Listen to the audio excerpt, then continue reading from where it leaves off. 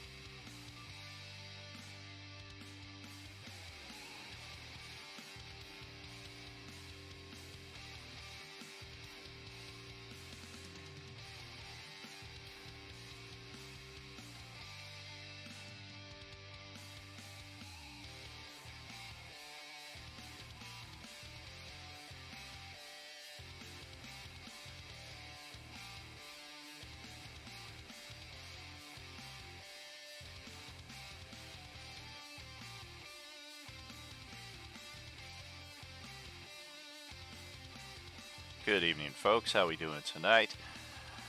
Thanks for sitting in with us this Friday evening. Hope everything finds you well wherever you may happen to be tonight. Welcome back to Role Playing Unlimited. I am your host, DM Punk, reminding you that this fire burns always. We have another episode of Dragonlance Shadow of the Dragon Queen ahead of us tonight. After a little shuffling of the group roster here, we are going to introduce some new characters here and get right into it. And hopefully we have a fair amount of roleplay here from the characters. Get you knowing just who they are, etc. So without further ado, let's get into, well, first of all, we got our new friends there. Their volumes are set pretty high, so let's adjust that first and foremost, just in case. 1, 2, 3. Like, I dare you to find my boss, dude. Good evening. How's everybody Easy doing? boss man. Doing And well, if- how are you? Oh, I'm still Okay. breathing.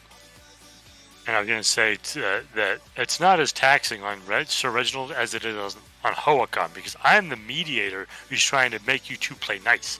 I don't know what you're talking about. I I think always we're play very nice. nice. Look, if either of you guys get in trouble with the law, I am not helping you, and there's still a 50% chance that I may not heal any of you. So 50%. Yikes. I like those odds. That's still that still gives me a good chance of getting healed. Dude, yeah. That's 50% I like- chance we're getting healed. Yeah, all I gotta do is give you the puppy Glass light, half full, like puppy baby. eyes. Flip of the coin. Welcome to the table, new friends, Paul and Rare. Hello, hello. Pleasure.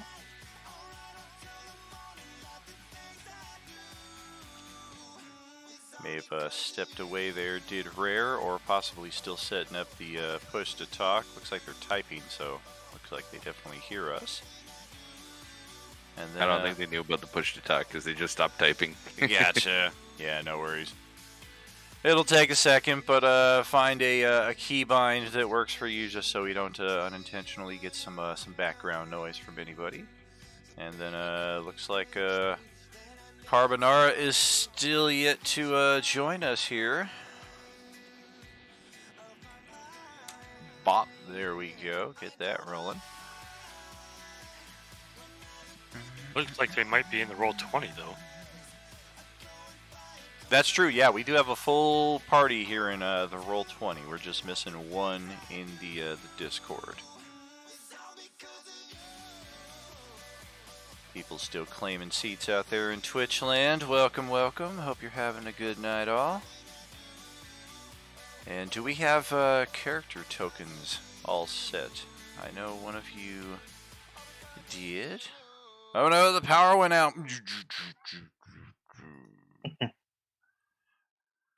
Alright. That's unfortunate. There we go. We do have character token for that one. So we're having Wi-Fi issues, computer seizures, and power outages. This Oh, is going to be a boy. good session. Oh yeah, it's a No, So, I Wendy- swear to God, it's the actual router here because it works just fine at my house. It's only when I'm at my parents'. yeah. We got a windy, rainy day here in Vegas, so anything goes. Oh, Pasta Man's in here. Hey, hey, good evening. Welcome, Carbonara. You'll have to go into your settings and change yourself from voice activated to push to talk. Yes, indeed.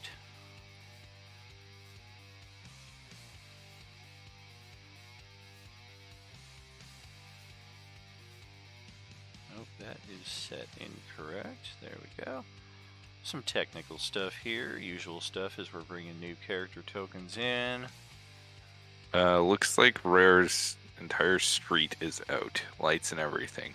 Oh, damn. Well, hopefully it resets here pretty soon. If it's out all night, it's out all night. crappy way to start off, but it's out of our control, it sounds like. The big oof. Yes, indeed. Alright, just checking over some final details here. Kenders do not. They do not. Okay. Can I just say, it's so good to be back. Yes, indeed. Apologies for the last session with the migraine. Tonight was almost just as close. I am still rolling con saves here on a daily basis. Some days better than others, some hours better than others. But today we're good to go, as long as technology applies for us here. Just rolling on the 10-second delay. That's how the cameraman got killed in the first Scream movie, John T. Don't fucking set him up for failure. Damn 10-second delay! Hey man, if he gets used to the 10-second delay, he'll have cat-like reflexes when he doesn't have it. That's very true. What You happens go when to you're the say cameraman? something, he's just like snapped right to it. What's up, John? I said that's what happens when you're the cameraman. That's true.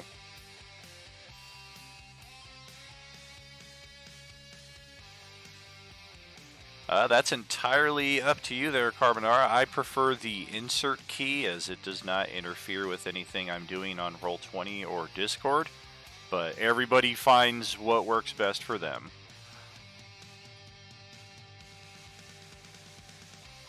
So I guess now I'm just trying to figure out which of our characters is not here with us tonight. That would be... I think Barnaby. Barnaby, Yeah. yes, Barnaby's Barnaby Rare's character, is if I'm not played mistaken. by Rare. So we're gonna just set you off to the side. And Sunflower is good to go. Otherwise, Kaizen. There we go. We have an illustration. We do not have a character token for it, though. Do we want to just use the same illustration, or do you have a token set up for it? No, that would be fine, thank you. Yes, indeed. So let's just get us all back to the poster map here so we can all see what I'm doing at the same time. Just getting your tokens set up. This one, it's going to come in a little squat because it gets compressed to a 1 square size. But we do have Exia, our friend there in the UK, who is an expert at Hero Forge, and he's been kind enough to give many of our tables new character tokens, so perhaps the same will happen here. There Fingers we go. crossed.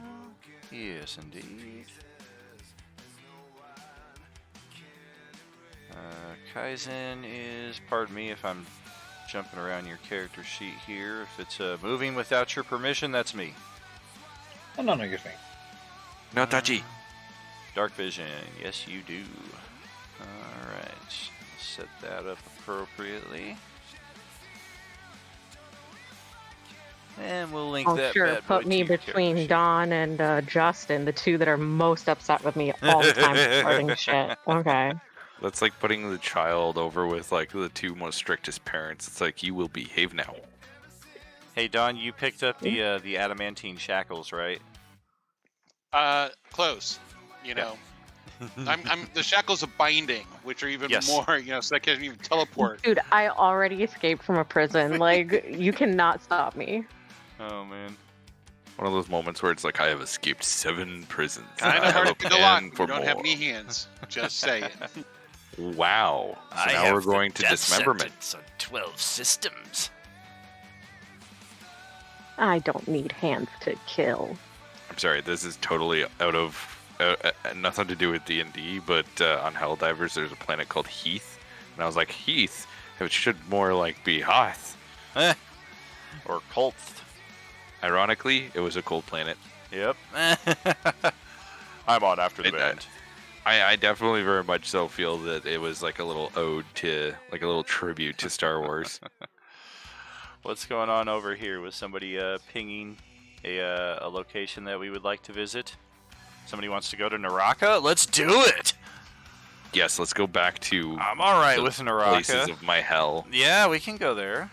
Just go there right at level 3. We'll just teleport. Yeah, It's we'll only, revisit trauma. It's fine. I'm guessing the I don't map. think I can deal with Alton and his trauma right now. If we go directly back there, I'm having a hard enough time keeping you under wraps where we are. Yeah, you guys think Cat's evil? Just wait. It's only 300 miles. No, if we're teleporting. I'm anywhere, evil. we You're teleport to unstable, honey. Yeah, valid point. Definitely unstable. Alright, now let me get some audio checks here. Bum bum bum bum. J-Man, sound off. I don't wanna. Alright. And grumpy old big guy. Yeah, get off my lawn, goddammit. Yeah. And Kender number 1. Is that me? Yeah. And Katie, if you would please. Hello. Hello, hello. And Paul. Freedom. Excellent. And Logan. Yeah, Bing. Excellent. And Carbonara, as soon as you get your push to talk set up, we will also do a... Oh, looks like something just changed. He might be set. Or still tinkering around. As soon as you get it figured out, though, feel free to just interject. Don't wait for us. We want to make sure you're into the table as soon as possible. Well, I admire your honesty. it's like an old school walkie-talkie, I guess. Like you just hold it down and then let it go when you're done. But it should be done through your user settings there in Discord down on the bottom left, next to your picture.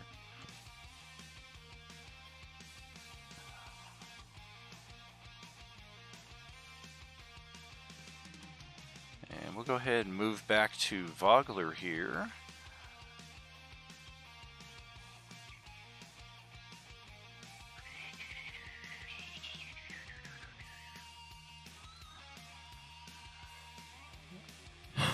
Alright, so at last record when we were playing a month ago it was now.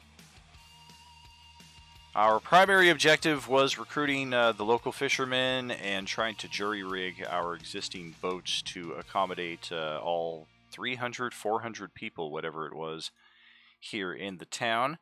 And we are in process of that at the current time, when we have it will be eventually 3 new characters coming to join us, but one of them may not be here tonight, and one of them is on a slight delay. But Kaizen, if you would please give us some details on your character and what they would see as you are approaching. I am Kaizen. I am a Sylvanesti monk.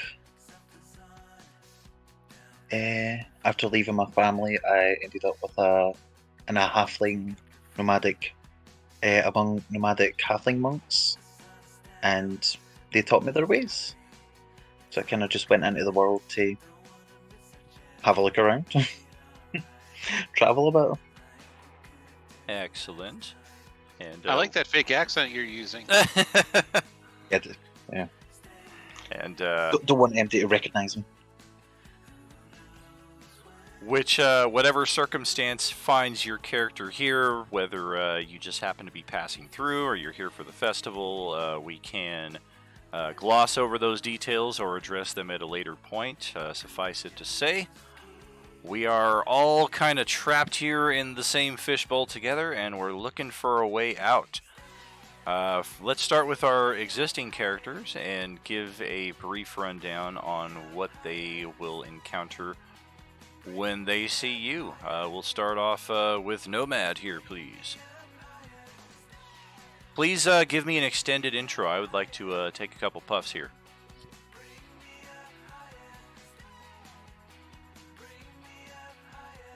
Really extended intro when you don't start. I think Nomad is Oh, me. Jeez, I've never heard you call me Nomad before, and I'm sitting here like, what are you talking about, man? Yep. That's what happens when you Oh. have like 6 different names between all the different platforms I know you on. Hey now, hey now, hey now. I've also never Before called you you just called me Wally, by but my get first ready name. for it. Oh, just confused the hell out of me. Okay, so extended intro. All right. So Alton is a human. He's fairly basic looking for, well, being human. He actually has darker skin. His eyes are starting to get like a almost greenish glow to them.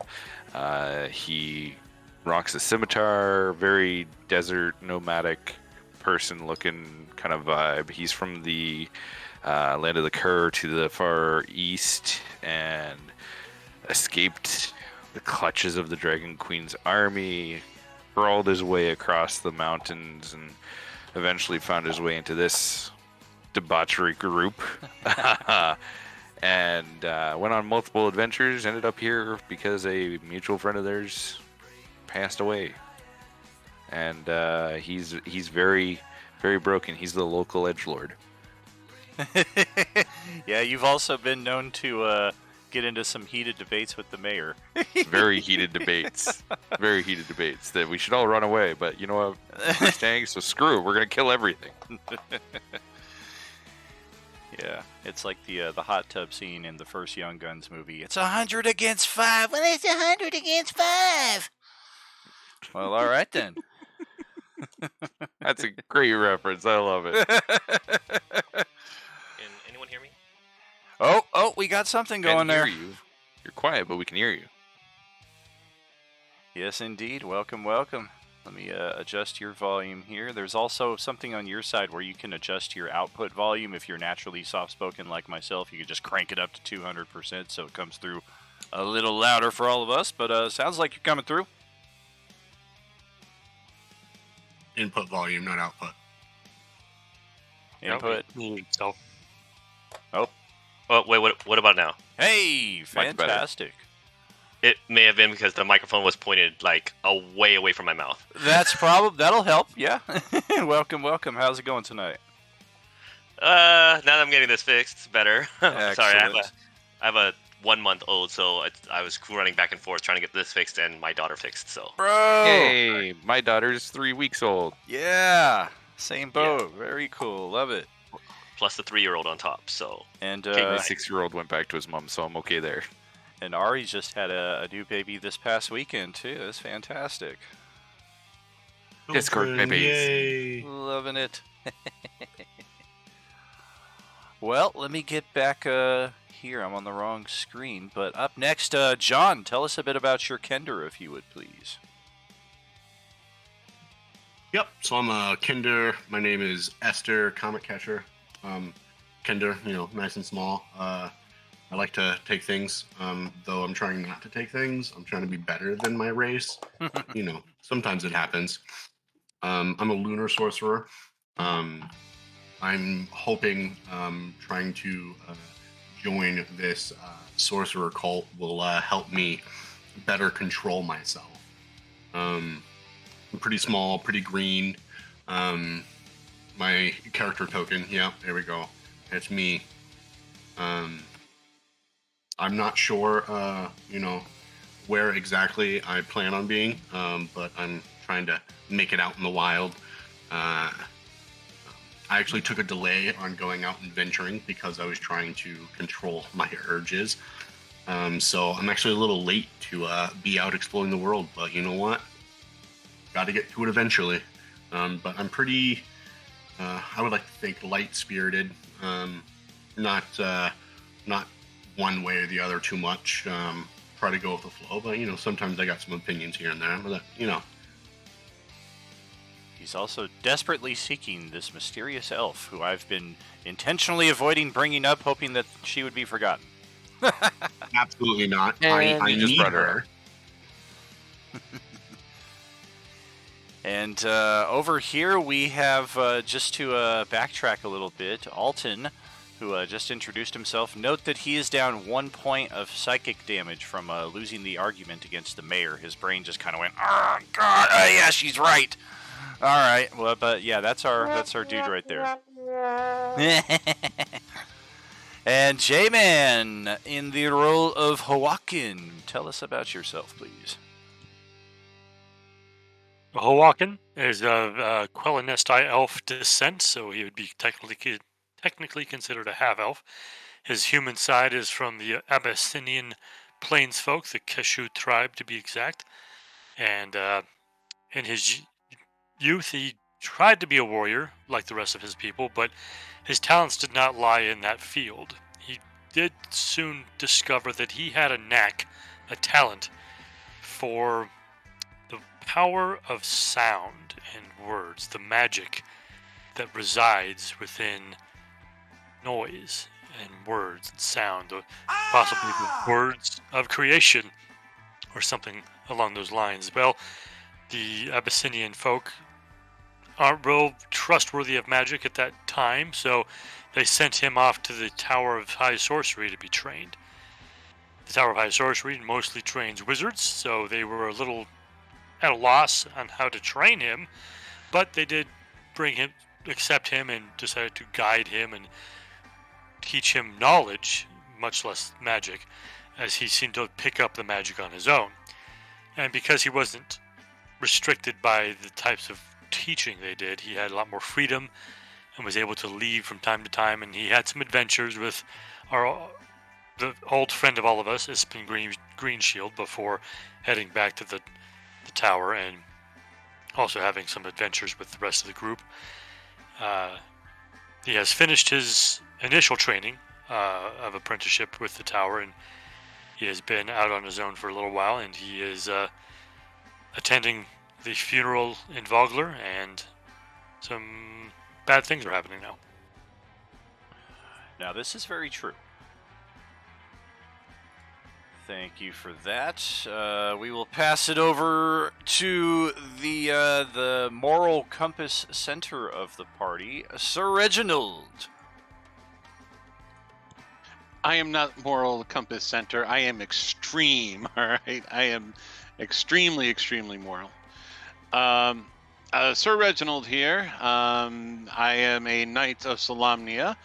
I started off as the son of a nobleman, and as part of my family tradition, I went into the knighthood, excelled in fighting, and went off to go fight in the wars, and lost all my friends in battle, and I came back beaten and broken, only to find out that my entire family was wiped out during the middle of the war, leaving me nothing.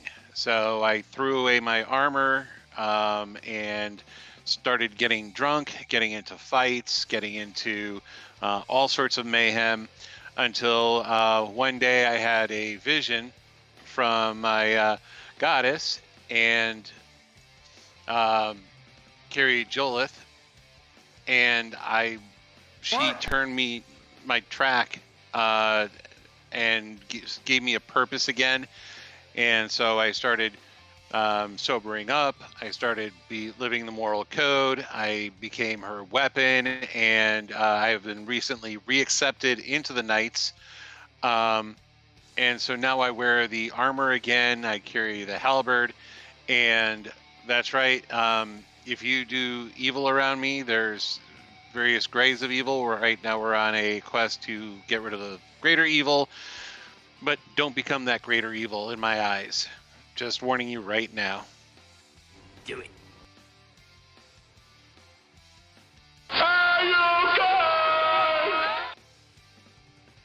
Well, up next, after we get that side of the party's opinion, let's hear some bit of the other over here, with Ziliana also still nursing some of those wounds from the recent reenactment that we had yesterday.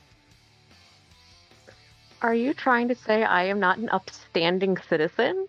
Oh, absolutely. That's exactly what I'm saying. Wow. Wow. Wow. Well, I'm a then. Sagittarius. Sometimes we're a little too honest.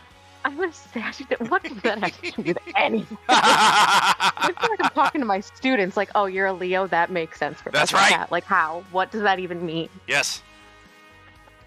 It means 12.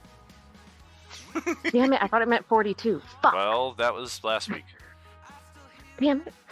So close. I'm also lawful, chaotic, neutral. It's too many things. You're all the things at once, Daniel. Yes. Everywhere, all the time, all at once. But Liliana. Yeah, sure. She's quote unquote evil if you're lame and a coward. But he's a Sylvanesti high elf rogue, obviously. I don't think you can do half the shit I do if you're not a rogue. He was taken prisoner in the fall of Ansalon, but he escaped capture and has kind of been like evading recapture and just kind of stealing, killing, etc. to get by and like survive. Really driven by like the desire for retribution and revenge. I just do what I want when I want. I don't know. I don't really care about the consequences of it. Like, it's fine. There's going to be consequences no matter what. Might as well have fun in getting those consequences. So yeah, like Sir Reginald, not my biggest fan, to be honest. And, like, I don't know if I'm his biggest fan either, so it's fine. I think the only one here I actually get along with is Alton. That is like my only actual friend in this group, I think. And we just try to keep each other, our heads above water, because we would drown on our own, I think. He's like the only one in this group that I trust right now. I trust like no one, nothing. I'm very like kind of paranoid. So if at any point you were trying to get through to me, you won't get through to me. Like, if you really need someone to get through to me, you probably need to pass it through Alton first. He's the only one I would take advice from and listen to.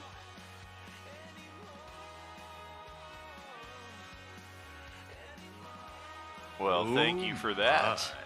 And let's cycle back around to Glycerin, who is now on audio and is one of our new characters joining the escape from Vogler here. So tell us a bit about yourself, if you would, please. So, Emma, please stop. Glycerin is a Kender. He is a very free-spoken and has his own moral compass about things. He once met an adventurer in his travels and now aspires to be just like him. Someone that is well-known and well-liked and whose voice makes him friendly and everyone likes him. So he uses the power of his voice to, not like, I'm guessing the other person's a sorcerer, but not like that. Just to bring valor and his sword to bear on people that are, naughty. Actually, I'm a bard. Don't! Very See, I cool. really did not want to step on anyone's toes. That's why I was asking what the classes were. But I only that thing was going back quite a ways, and no one told me what the classes were, so I guessed. Right. Well, it's funny because the other Kender is a sorcerer. Oh my gosh, how many? There's 8 people in this class in there. No, we could have all picked one different class. Oh, yeah. We could have played all the classes. Wait, I'm the only fighter in the group, so No, sir. Yeah, I don't know Yeah. how to use a blade. Sir, Yeah, I'm like, I look am a at this fighter. dude right here.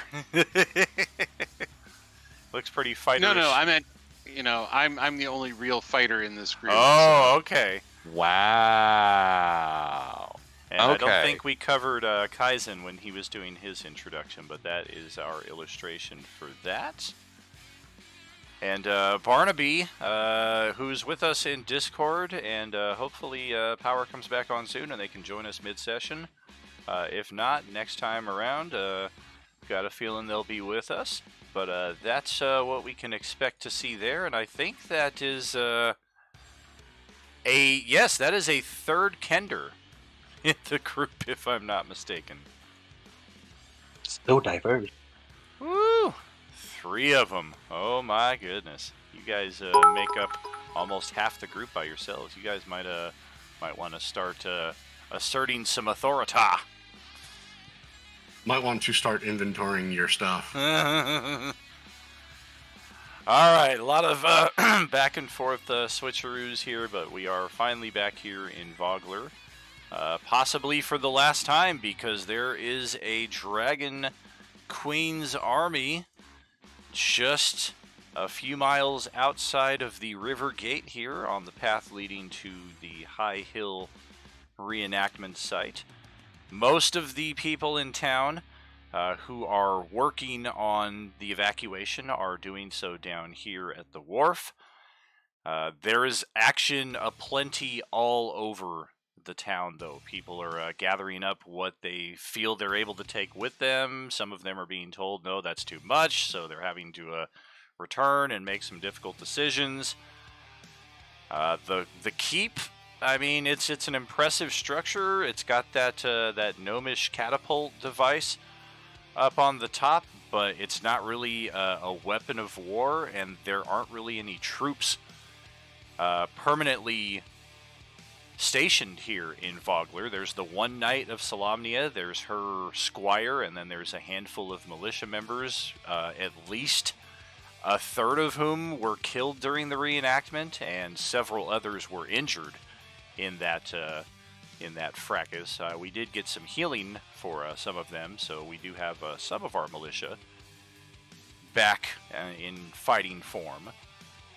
But otherwise, it's very much the process of evacuation here. So any role play that we want to interact amongst ourselves, anybody in town that we want to try to role play with as well, or any additional ideas that we may have, this would be the time.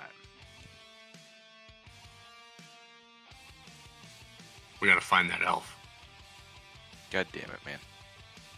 I'm sorry, were you looking for an elf? Yeah, where were you 2 nights ago? This elf just like pops up. You're looking for an elf? Just enjoying the festival. Well, unfortunately, the festival is over. We have work to do here. Are you here to aid us, or are you here to escape with the rest of them? I'm here to offer any assistance I can. Very You well. sense other elves. Whatever you need, I'm here for.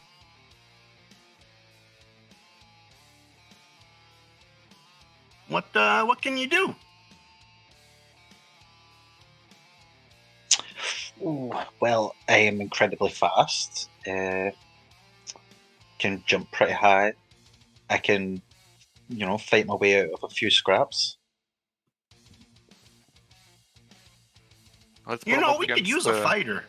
Yeah, let's put him up against Reginald, since he seems to think he's the only fighter in the group. Hey, We don't shouldn't worry waste about him. What's your name? My name is Kaizen. It's a pleasure to meet you. Kaizen. I'm Esther. Pleasure. Like, very deep bow.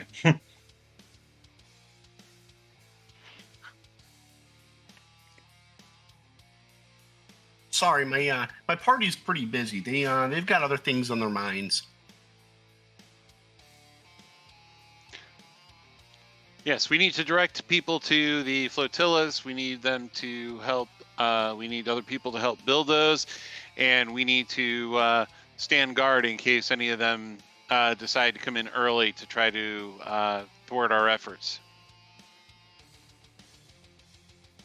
And the Yes, note of do we have scouts watching them or anything? Was that established? I could do that. I'm pretty perceptive. I don't know if the town has provided any scouts or anything. I mean, I know a lot of the militia are busy at the moment. There were some hunters who were going to go out last night on the scouting mission, but your group forewent your long rest to go take care of that yourselves, because you didn't really trust that in anybody else's hands.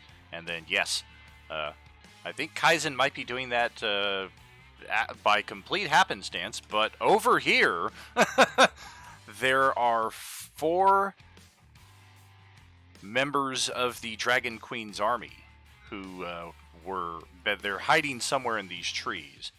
They came out when the messenger arrived at the gate with the orders to quarter the Dragon Queen's army by the end of this day, or the town would be ravaged. After the messenger left, those soldiers went back behind the trees and are presumably still there, scouting out the town. In fact, it was proven that they were, as we see there in the text chat. When Kujul left to reconnoiter with her troops, she was assailed by spears. I think only one of them chipped her, and the rest just missed, so she just kind of ran through the gauntlet and got out of there. Otherwise, we do not have anybody scouting out the Dragon's army. Everybody who we know of is inside the gates except for Kujul, and her main purpose is to get with her mercenaries to lend some additional muscle to the evacuation effort. Hey, Kaizen, you wanna come take a look with me? Absolutely. Lead the way. Since I haven't been too much help in this effort, I think I'm gonna go do some scouting. Go have a look for the hunter. And Alton's gonna kind of nudge. Wow, my brain just blanked for a second. Is Liliana? Alton's gonna nudge Liliana. Okay, how dare you forget me? I almost called you Cat. That was the best part. So Alton's gonna nudge Ziliana and just be like, "Hey, why don't we just go hang out by the gate and make sure none of them try and get in here quickly?" Fine, as long as I get to stab someone.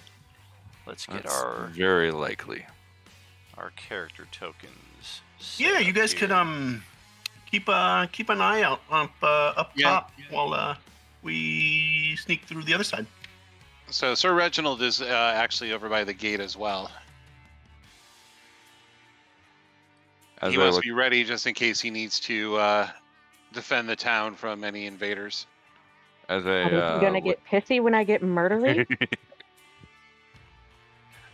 You can defend yourself. Just don't go murdering people just to murder people. Well, like, what if they're not attacking me, but like we know they're a bad guy? I really, really want that guy's leg. What if I really, really need it? it's part of the No, plan. you're not taking his leg. That's actually murder, one of the worst crimes. So, yeah, don't do that. Oh, Besides, those are our enemies over there, so they are fair game. And at the comment of them being fair game, I look back at Esther. There's something a little more sinister than what you've seen before in my smile, and I just smile deeply and I say, "Don't you worry. They won't be coming through here, or at least not getting past me." this is going to be That's a fun. look. I think I'm gonna go do some scouting now. I think there's something wrong with my HP because it's showing as 12. Yeah, I think it's still linked to your level 1 character. So if I just switch that, chop that, there it is. Boop. Oh, what's That's like to better. have like a high HP though? High HP and high armor rating, because I'm definitely not one of the fighters. That's right. Be eating You should those Not one of the words real forever. fighters.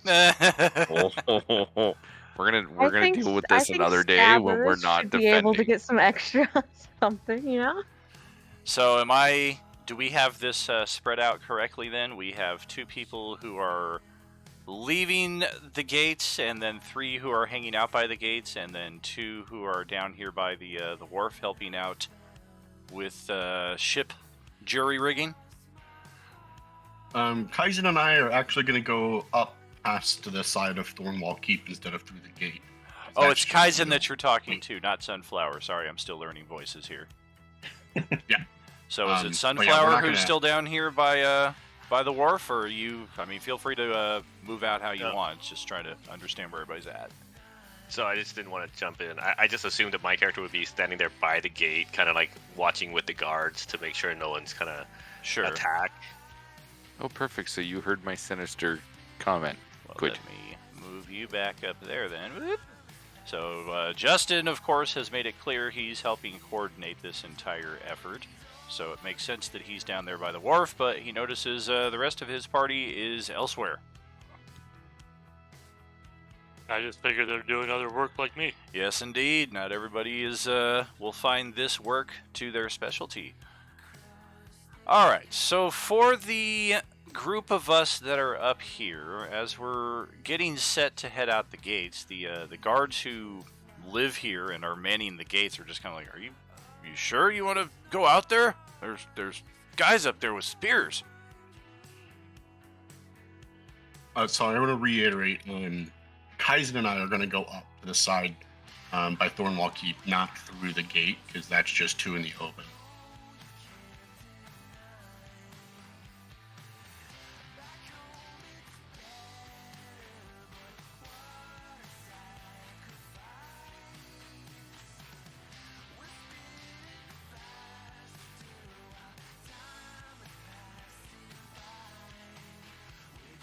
Well, the only issue with that is how you going to get down the cliff, because there's not a road leading down the cliff on the other side. It's pretty well defended plateau here. Probably why they built the keep there. No, my point is to get eyes on without being spotted.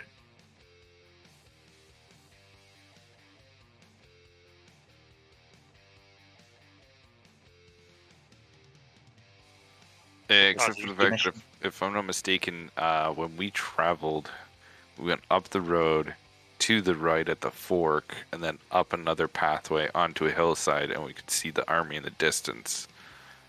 I may be understanding who we're referring to with them. When I heard scouting them, I interpreted that as we're going to try to go out here and go get eyes on the army. But it sounds like we're trying to get eyes on the dudes that are across the way here. Is that correct? Yeah, we Yeah, we're already trying to get saw eyes on the scouts. We already saw the Oh. army. We want to get eyes on the scouts. Okay. See what they're doing, and then based off of that, if we need to reinvestigate the army right now, then we can do that. Gotcha. Okay. Now we're, I think, on the same page. So I was thinking the same as you, Dan. no worries. Yeah, that's vagaries of interpretation. But this setup is correct. The four of you are actually down here at ground level by the gate. Bingo. All right. And Hawkins being a very good white helmet.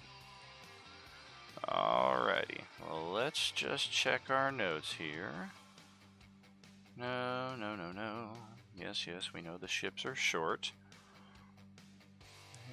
Enemies. Wish I had that Warriors of Kryn box set. There's a cool little thing in there where you can like do a mass combat here in this scenario. But if you don't have it, it just says move on to the next page. Oh, that's disappointing. There you are. There you are. I found your character sheets.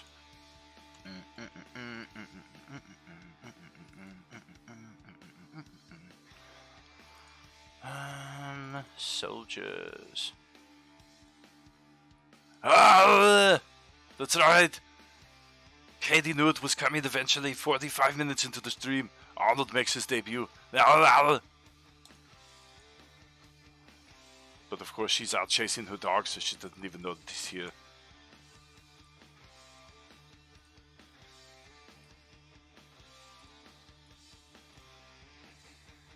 Alright, so let's get you guys set up. Yo! How the hell are we hiding? We're twice as big as the fucking trees! Alright. Well, that should be easy to spot. Oops, that's wrong. They're in the village. Right? Just trying to open up the character sheet, not drag another one of them out. So... Yep, we do have some nice cover advantage from where we're at. And if you don't see my dice rolls, it's because the GM screen is up. So check into our Twitch channel as we're streaming, and you can see just what the dice rolls are. There's no way I can hide it from that. But they are pretty well hidden. So let's check your perceptions here on the opposite side, our new scouts.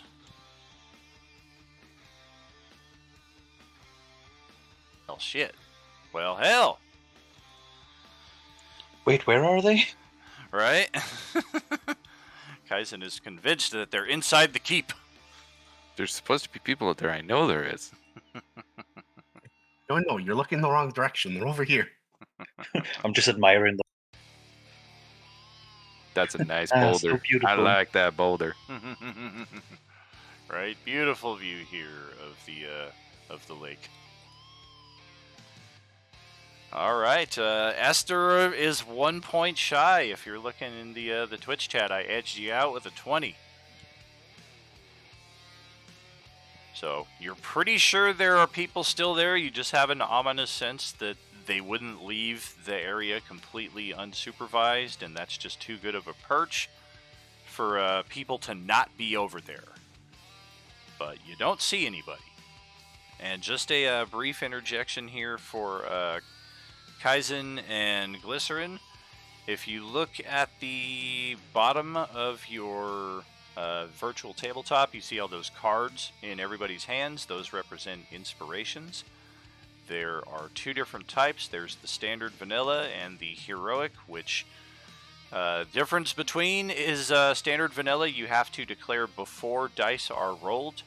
The heroic inspiration can be used after dice are rolled, and oftentimes they contain other effects in addition or to replace that reroll. So, throughout the course of our campaign, heroic actions, roleplay, etc. will award those heroic inspirations.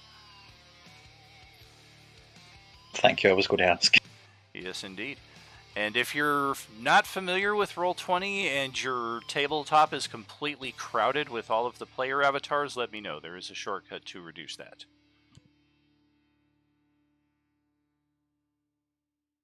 I think I'm fine now. Excellent. Yeah, I just encourage everybody to just shrink it down to names only, so that's all you see are the names and the cards, and at least 90% is your tabletop.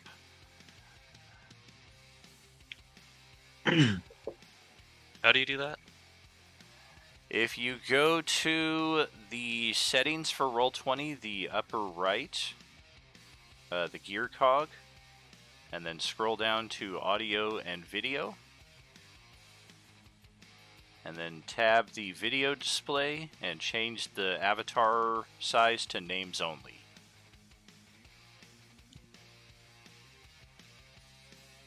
Okay, thanks.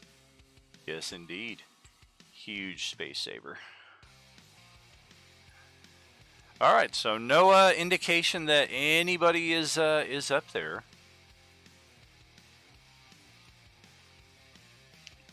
I'm thinking whether or not we want to try and get closer. Don, what is your passive perception? My passive perception 13. Yikes. How about Logan? I mean, Wally.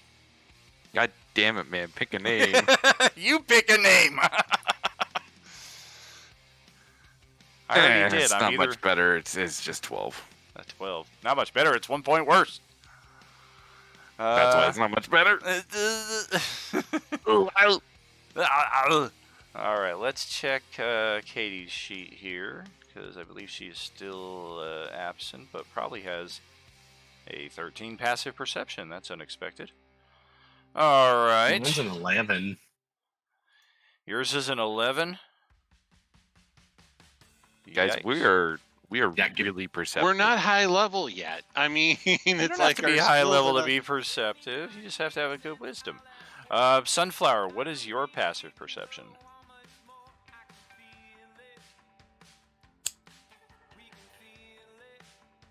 Great question. It is 13. Okay. So it's not until our dude gets out right to the edge of the cliff here, and the angle upon which he comes out, it's not until he's right there tossing a javelin down at Sir Reginald that Esther sees him, because you got a 19 on your perception, and that finally sees the guy as he steps out and loses his cover. It's a 21 to hit Reginald. Let's see. My AC is only an 18. Yikes. Oof. It is 6 points of piercing. Because I have heavy armor mastery, I'm only taking 3 points of that. Well, bitchin'. Goddamn. And we can roll initiative if we want. This guy is already halfway back to cover before that even comes up. So it's possible that you guys can beat them in initiative and possibly do something, but the only ones who have really any angle of attack are across the way here. Reginald kind of looks up and sees a shadow dart back over the top of the ridge, and he's like, oh crap, this might not be a good place to stand. Question. Is the what was it, a gnome thrower? Is it still up on the keep? It is. The gnome flinger. So, am I able to see Sunflower from where I'm standing? Oh yeah. Ah, good. He's about the size of a gnome, right? Smaller, Sure. probably. Well then. There it is. Yeah. 3'3" and 37 pounds. What are Good you enough. Oh man, it's like Joe C. Well, so, seeing as that I didn't really see the guy, I just see the javelin come down and hit Sir Reginald, and even though I the fondest of him, he's still a friend, I guess, an acquaintance. I'm gonna come down. John, do you want to roll initiative? Go ahead, Logan. I'm just gonna come down here and look at Sunflower and say, "Hey, little fella, do you wanna do something dangerous, reckless, brave? Probably will get you killed, but it might be really cool. Is it heroic? Very heroic. Oh, will it leave a lasting name for myself? Absolutely. It I'm actually in! does. It may leave a lasting stain of yourself if you're thinking what I'm thinking. I think I am thinking what you think I think you're thinking. For fame and fortune. Yes. So I just kind of like kneel down to his height and I point up at the keep and I say, "There's an apparatus up there that we can potentially get you." And I like trail my finger across the opening over the gate to where those guys are, and I go, "To the baddies. What do you think, my friend?" It gets us to them faster? Yes. Well, then we should go. I like your thinking. Let's do this. I'm picking up the javelin and I'm getting ready to throw it back at that guy.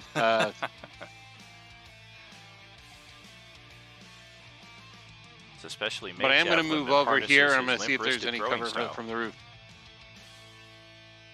If you press yourself up against the gate, they would have to like kind of come out like all the way to here to get an angle on you, and even there, you're pretty sure you'd have cover.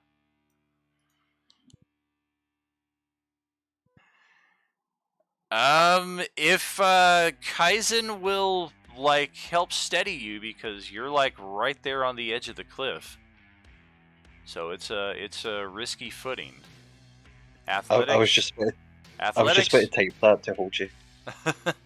Athletics or acrobatics, and if Kaizen is willing to help, you would have advantage. Do it. Help me. No problem. I'll hold. I'll hold them steady. All right. That was Oh awful. dear God! Can I No, our inspiration doesn't come here. You can use the heroic inspiration to re-roll it if you want, but yeah, our Twitch subscription benefits do not count.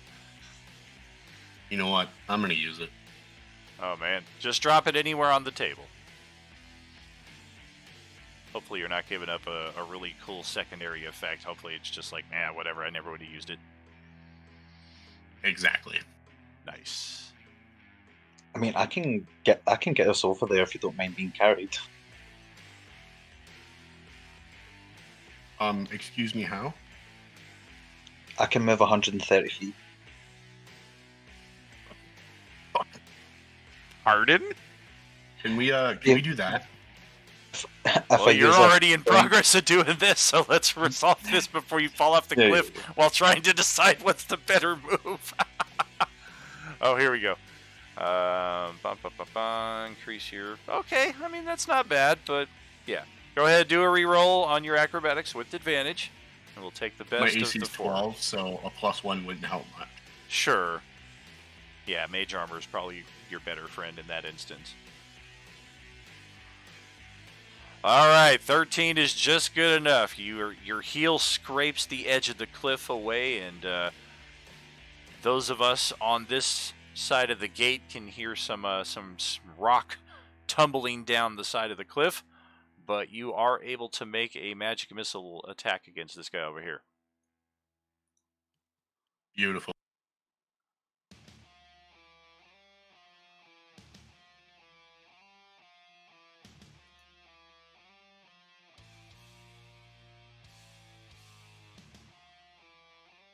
Four, 5, 4, 13. All 3 darts at him. All right.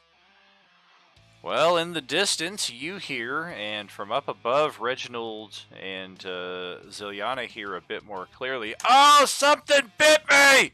And he runs back behind cover, and he is out of line of sight. All right, then I'm gonna immediately get back and hide. So All right, so we can drop the temporary initiative there because there's no reprisal coming from them. They're not rushing out to assault them. If anything, they're just laughing their ass off at the dumbass who traded 6 points of damage on Don for 13 points on himself. And didn't even get all the damage on me. Oh, damn. Nope. We play it as it's clicked, even if you accidentally do a misclick. So Sunflower just put Fairy Fire on all of the party here, and yes, we are going to come out and attack you with advantage. No, just kidding. So mean. What the fuck? Good God, DM. Like, no forgiveness at all. This is how I die. I'm in danger.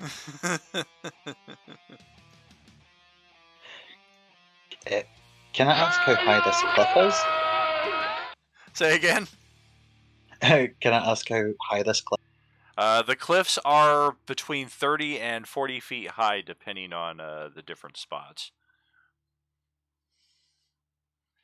But we are outside of initiative now, so feel free to go on with whatever plans you may have.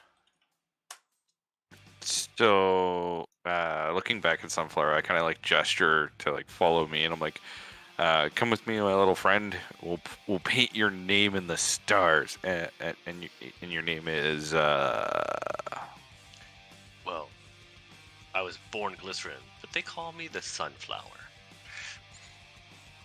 you know what? With this one, let's go with Glycerin. This one, Glycerin will work really well. Just follow me. Follow me. Okay, I follow him.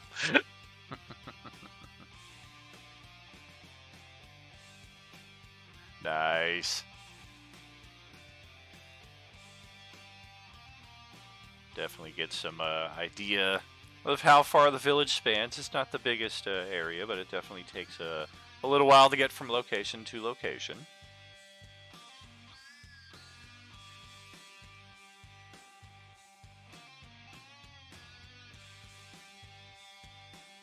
I'm gonna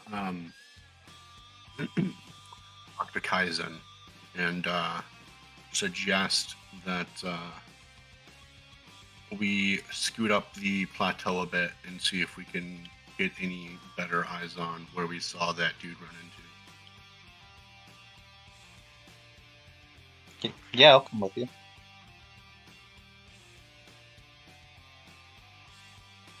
Like up to the north, yeah. Like up. Yeah, like right here. By the way, Sunflower, in order to do the walking kind of thing that I did, if you click and hold on your token, and then either right click or Q, it'll give you like little waypoints, and you can kind of dictate how your character moves.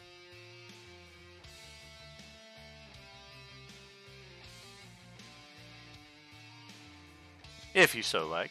Hey, there you go. Yeah, like that. Just not over the bridge. I launch myself catapult spell. Woo-hoo-hoo-hoo! Who needs the actual launcher?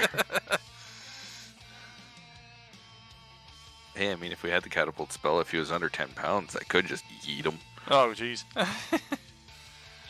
That's why I was hanging next to the catapult. I was like, can I go too?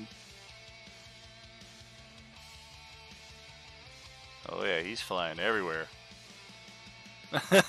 Hawken's doing the rounds of the entire city here. Up with an extra long stop at the Brass Crab. Got to get that mid-drinking. Yes, indeed. I mean, if you're dealing with that many villagers and trying to get them all to work together, I don't doubt you're drinking. A lot of fish pastries being made as well. Are there archers in the guard towers up over by the gate? There are not. There's a few guards with spears, but there's not a single bowman in the militia here. The mercenaries that Cugil went to go get have more sophisticated weaponry, but yeah, this is a little fishing village with not much defense to speak of. All right, so yeah, I have nothing then. I was going to try to prepare him to, if someone pokes their head over, Sure. to take fire on him. But Sure. Sunflower, you going up to join Alton at the keep there? Feel free to move your token. Otherwise. And the gnome named Than, who is currently within the keep, and you know to be the operator of such, watches the two of you enter with interest. Hey, what's going on? Greetings. Did you want to test out a halfling in your launcher? What is this contraption? You want to put somebody in the gnome flinger? Yeah. Oh, I mean, absolutely. you can get across the opening here, right? Like the other side of where the gate is? Oh, with the greatest of ease. You know, it's not just size for little people. Oh no, it's him. He's much braver than I. I mean, I am fearless. This thing's already like I'm already climbing in to sit down. Well, yeah, let's head on up to the roof and yeah, let's get you set up in there. As we're doing this, I'm just like kind of looking around, like, man, Ziliana needs to see this.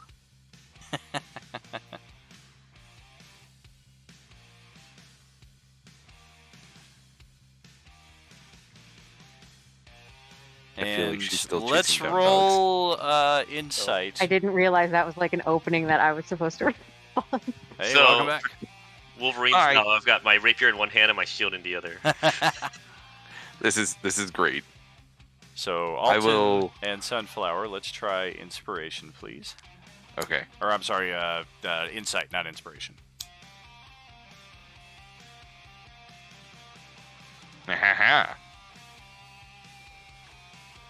That's just a flat roll. Wow. Yeah, both of you are Sunflower. looking at this and looking at the distance, and you're just like, unless you have like a feather fall spell or something, you're gonna come crashing down in those trees really hard and painful and possibly unalived.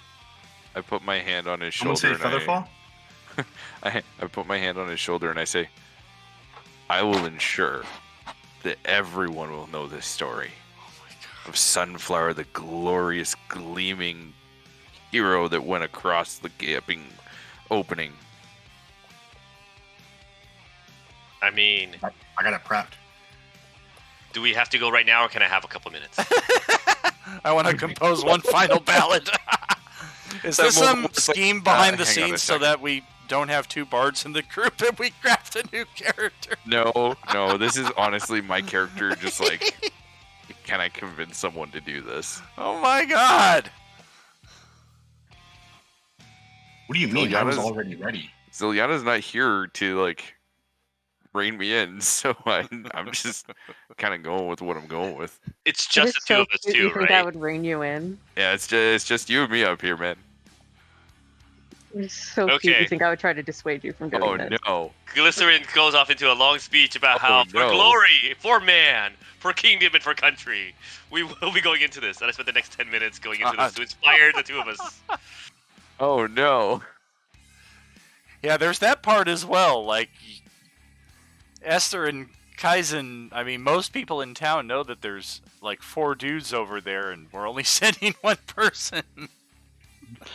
Me and Esther are going to try and sneak around behind them. It doesn't like arch over like that. Like, it's the path that you guys are on just kind of ends, like maybe 80 or so feet off of the map there. So if you want to sneak around behind them, you have to go down the cliff and then back up the other cliff, or like teleport across or somehow. What the plan was, if we see if we can spot them right here real quick. If we can't, then we're gonna go back down, here, make our way through the town, get behind these buildings so they can't spot us. Come out the far side over here and climb up this cliff, and then creep up on them. Okie dokie. Try your perception checks one more time from the new position on the north side of the plateau. Many a hand Rough. oh scan the grand old face of the plateau. Some say it was Greenland, some say Mexico. Only got a 14. Yeah, still no sight of these guys. That tree cover is very, very good. Figures. Right? Well, I think we're gonna. I wanna sneak around back behind him. You know where I saw that guy? Where I shot him. I'm thinking go back through town and sneak up the back cliff there, huh? Yes, and if you need any help, I can throw you up there. Yeah, I'm sure we can climb.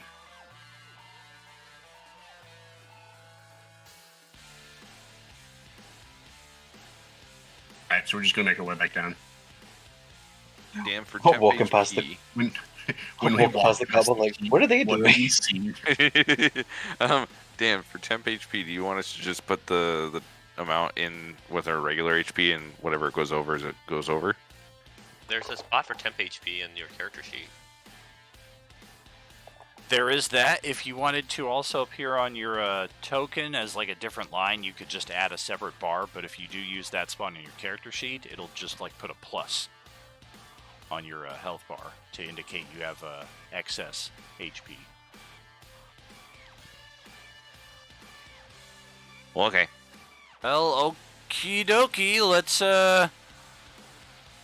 Yikes. So Esther and Kaizen can kind of, you guys get a glimpse and can hear faint muffles of conversation up on top of the keep, and you make out Alton's voice at least. Still kind of learning our new companions here, but you can hear something about some bit of Sunflower speech for glory and nobility and for heroics. And then you just hear Alton. Yeah, that sounds great. So how do we launch this? As I'm walking with Kaizen to where we're going. Down here, Kaizen. All right. I'm just gonna mutter to him. Oh, man, they're about to use that flinger. Oh, I wanted to do that. Same. Maybe we can get a shot after they're done. Than excitedly loads the the gear, and he gives Sunflower a salute, and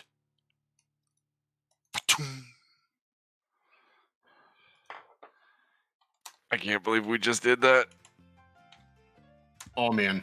Wow. Billiana, do you see him like fly? Does Billiana see him Wow. like flying across the way? Do I see him? Oh yeah, I'm gonna, there might be I'm like just gonna, a like glance over in the direction of like the catapult and be like, "The motherfucker did it without me."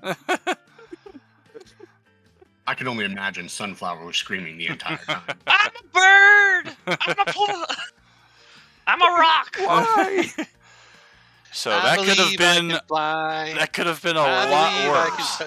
can touch- But that is 33 points of impact damage on the other side.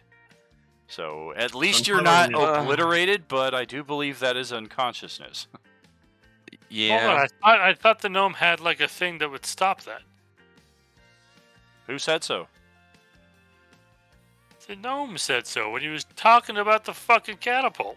You know, dude, I waited the last 15 minutes for somebody to bring it up here, and I had people roll insight checks, and nobody said anything about it. And in this moment, the gnome has nothing to say about it. Okay. Per the conditions of the module, he is simply so excited that somebody wants to use it. He neglects to mention until that splat happens. He looks over at Alton and he goes, "Oh, I forgot to give him a Nary Crasher." Jesus. So do you have one of those in my size? Yeah. Oh All right. God. Hand it here. I gotta go. Oh, I gotta right. do this. Well, he puts he straps you into that. That's going to take an action, and let's just check some measurements here because you guys jumped across town pretty quickly there. Yeah, that is a lot of movement at the same span that they just did their so I'm thinking something like this is probably where we're at when that happens. Yep, and then probably as we see Andor here, I'm just gonna tell Kaizen, "Oh man, I think we should hurry up a bit." Yeah, we're going to roll initiative at this point and be in round by round. Everybody click your token and roll your initiative. Make sure you've got your token selected, please. I'm gonna say this for the So record. much better. I never thought he'd do it. Likewise. I at least thought with those insight checks and you were like, yeah, he's going to splat. One of you would have been like, you got something that might help out with that? And then you'd be like, oh yeah! But yeah, he's simply so excited that somebody wants to use it that completely I goes was so over his excited head. he was willing to do it. Oh Oh yeah. hell yeah! A nat 1 on initiative, baby. I am back. Right. Nobody I ever got a wants nat to use one it. too. Look at my .08 in initiative roll. Wow. All right, here we go. How do you have a Hey! negative modifier to your initiative? My dexterity is an 8. Wow. Alright, yeah, that'll do it. 1, 2, 3, 4. You sir are 5. chonky. You don't need much dexterity when you're wearing like armor. Yeah, I'm real guessing it makes sense. Hawakan would just be foregoing this unless for some reason he wanders off into that area. There's plenty of noise and hubbub going on here at the wharf to drown out any of that stuff going on. Right, I have no idea that's happening. Right. That is a long distance away, so with our initiative as it is, wouldn't you know it, the guy who's in death save mode goes first. Gosh. All right, roll your death saving throw, please. And this is where the Twitch redemptions do come into play. You can't use your Twitch subscriber bonuses, but you can spend Beskars on the benefits. Don already did that to go up a level with Sir Reginald in this campaign, and somebody could, in a pinch, use the Beskars to stabilize a character. As it is, Glycerin is 1 up on the death save tracker here. I feel like I should be the one stabilizing him, seeing as I sent him over there. Oh man. Oh Did jeez. he not volunteer? I mean, he said yes. Then it's not your fault or your problem. Oh man. You weren't there to. The original sees the Oh. body flying across the air, and it's like, Wow. Going for the shortest character ever record. All right, Esther, over to you, buddy. Yeah, I'm gonna use the dash action. Sure. And go over here. Yeah, roughly about 60 feet. All right, Kaizen is right after that. I'll dash and step of the wind to get.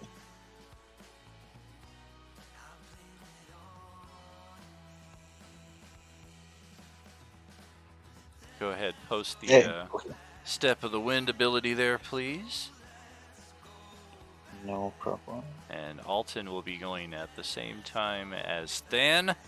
So we're gonna launch you over there. Only difference before is... you. Oh. I just want to make sure that I have that landing gear he's got. Oh yeah, yeah. He gives you. It's effectively a parachute. After seeing what happened to the little guy, I'm like, so you have something for that problem, right? Oh yeah, that's what he spent last round equipping you with.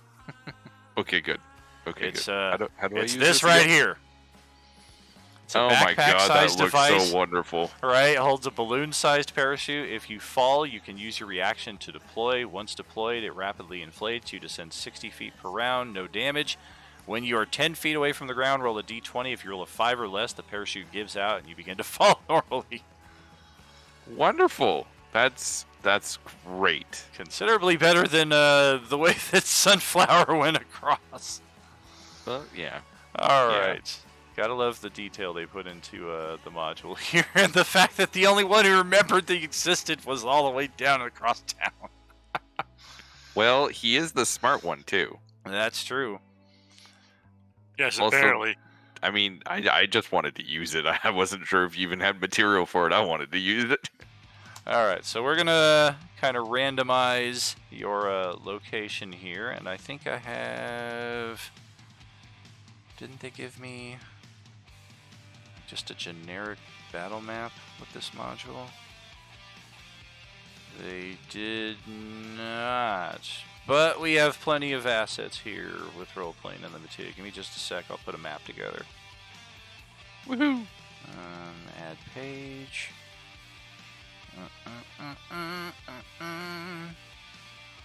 The Battle of High Hill. Man, Cheech and Chong really saved the day there, dude. Like, for real.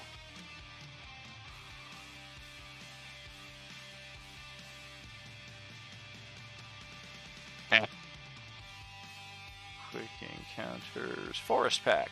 That sounds- Esther's got some cake. Whoa.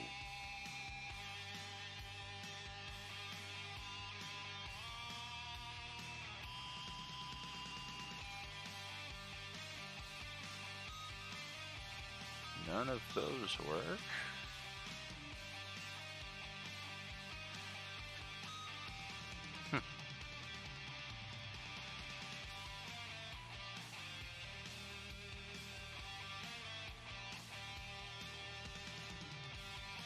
Three map packs opened and nothing that fits the bill so far. Come on. Good gracious, bodacious.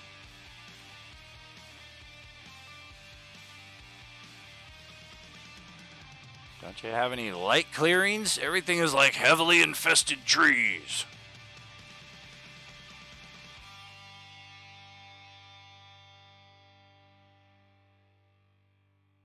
Hey, finally, I found some. I have 6 packs of forest stuff, and it was on the 6th and final pack that I Nice. found something. All right. Gotta love that. Right? If I had just Was it in gone... the last place you looked? It was! Ah, you shush. Hey, did you find your wallet? Yeah, but I'm still looking for it. All right. Now where'd I put that Kender? All right, so let's move on over here real quick. This will work for us. Let's get you in position.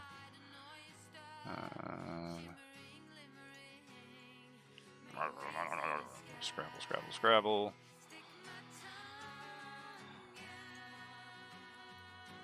Okay. Woohoo! So we are like just chilling out behind these trees. And Sunflower came crashing down where?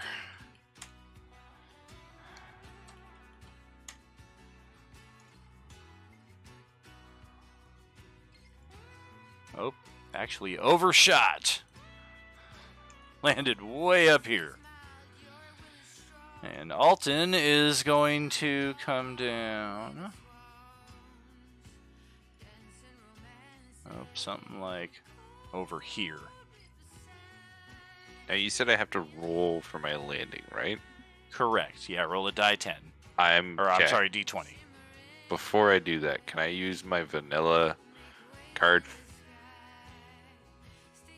So that, because I'm supposed to say it before I roll, right? Sure.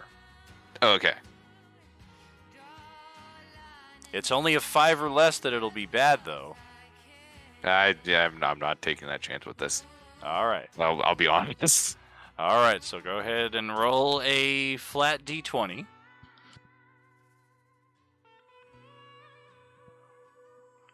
Oh, thank Lord. All right. Burn the inspiration, but you're good. Safe I'll be landing. honest, half the time I forget that I have it, so. And all you've used so far is your reaction, because that was Than's turn to launch you across. You descended safely 60 feet in this round. You did not crash, so you have your entire turn minus your reaction. I presume they know I'm here. Well, let's check. They better. Oh, yeah, passive perception is good enough. They're definitely... I was going to say, big balloons, me going shit. All right. Looks like this guy is taking some damage from some magic missiles to the butt.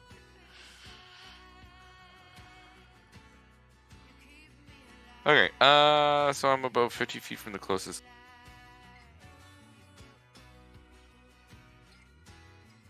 Sorry, one second. I'm just checking my distance on my Eldritch Blast. Oh, damn, and they go right after you. Yeesh.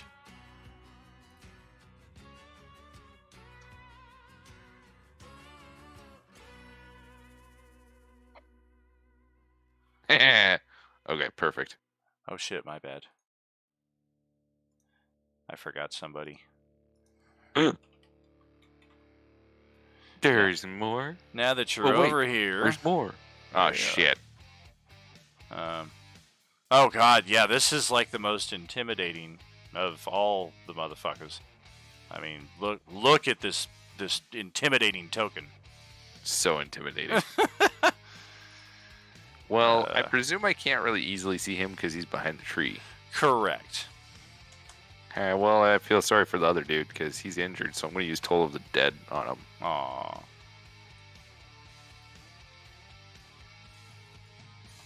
And because he's injured... I would like to rename that spell to Shortest Straw. Well, yeah. Wisdom save... Can we make it a strength saving throw? I'm better at that. Oh god, I rolled a 4! Nice. All of a sudden the turn order vanished because it belongs on the other map. Whoa! Maximum damage, dude! Wow, he is barely hanging on after that. He lets out an agonizing squeal. Ah. And with that, I say, give me back the little man. And that's my turn. Okay, well, they have already drank the one healing potion they had between them, and he got it already, so you are SOL there, buddy. Range is that. Your speed is this. Esther, hurry up, man. Okay. So let's Listen, I'm trying. My officer.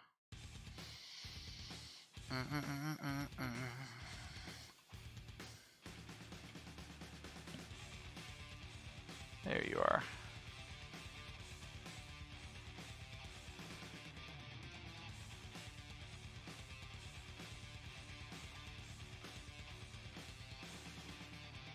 Okay, so first and foremost, the Dragon Army officer is still with his horse over here. We're not even going to bother getting a horse token for him because he's just not interested in this right now. So we're gonna head off to clearer pastures and trust our foot soldiers to take care of this.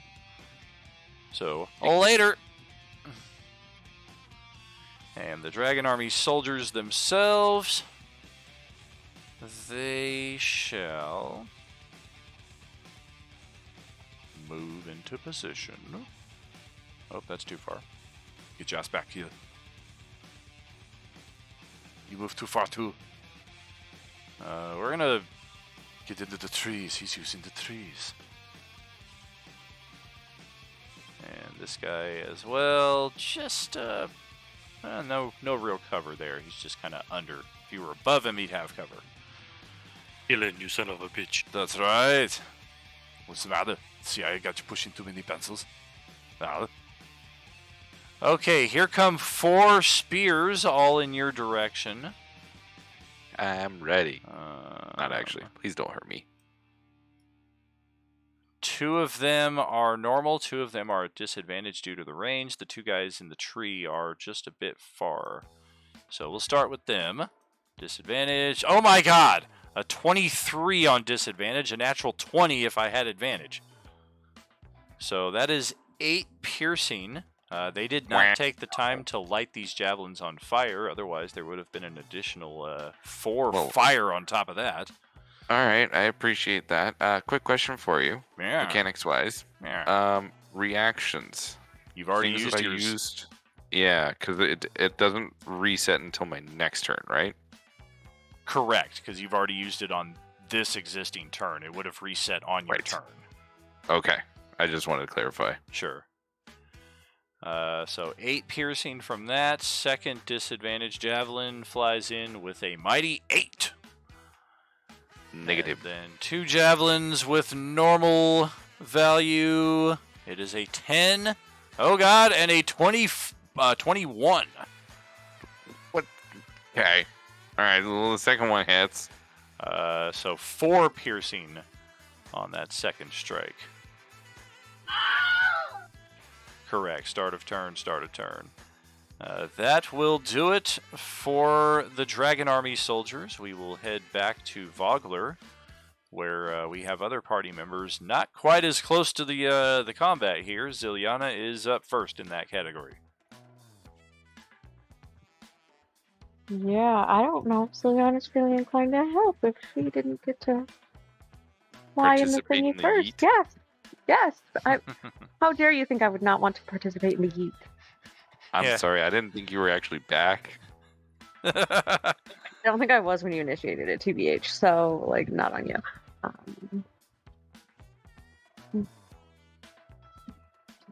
And that is like a bit of a fancy gatey thing in front of like me and Sir Reginald, right? I promise I know English. That's like kind of the barrier of the town there, like or after, depending on which direction you're going, of the 2 high hill thing, like that's something I can like get through and or over. The guards will open the gate for you if you request such. They seem hesitant to, but they will certainly do so. Well, I guess I gotta go try to help my guy. So I Those won't cliffs ask him are to open it. those cliffs are difficult to scale. Are you certain you can make it? One of them asks. No, because it'll be fun. One of them points up to Thornwall Keep. It may be quicker if you obtain permission from Then to use the gnome flinger.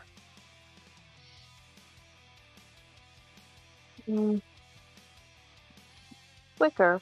It is a But would it long really way. be suitable?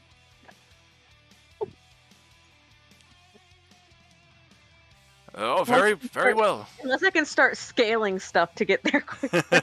Yeah, that's like many rounds of movement for sure. So they will open the gate up for you and see you through. Awesome.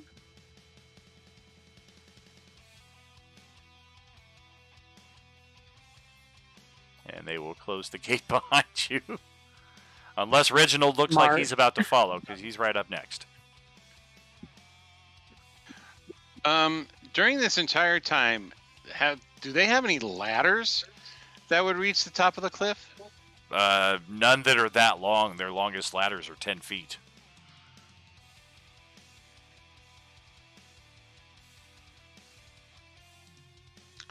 All right, I'm gonna have to go through the gate after her. I have my war horse, so Okay. I will offer her a ride on the war horse. I will very reluctantly take him up on that offer. I was very reluctant to offer it. So, So, you know what? We're on even playing ground, and I appreciate that. I respect the game. After this And combat, we will be we'll- best friends. and then we'll ride off to try to get up a way to get up that cliff area. Alrighty. Are you saying we're riding off in the sunset together? Oh my god. No sunset. Perception checks from both of you, please.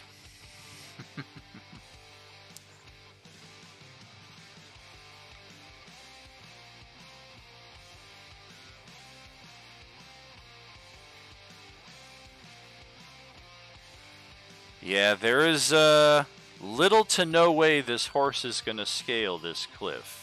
Not without sustaining injury. It's not impossible, but you knowing your horse, being an expert on the craft, you're looking at this cliff and you're like, I mean, they built the village here for a reason. If these cliffs were easy to ascend or descend, they probably wouldn't have done so. The gate No, but serves its purpose well. is there a way up the road that kind of doubles back that could get up to there? Your roll intelligence check. See if you can remember. You've been down that way once before. Should I roll one there's- too? Because hopefully Sure. I could get better than a 3. Sure. Here comes another natural one.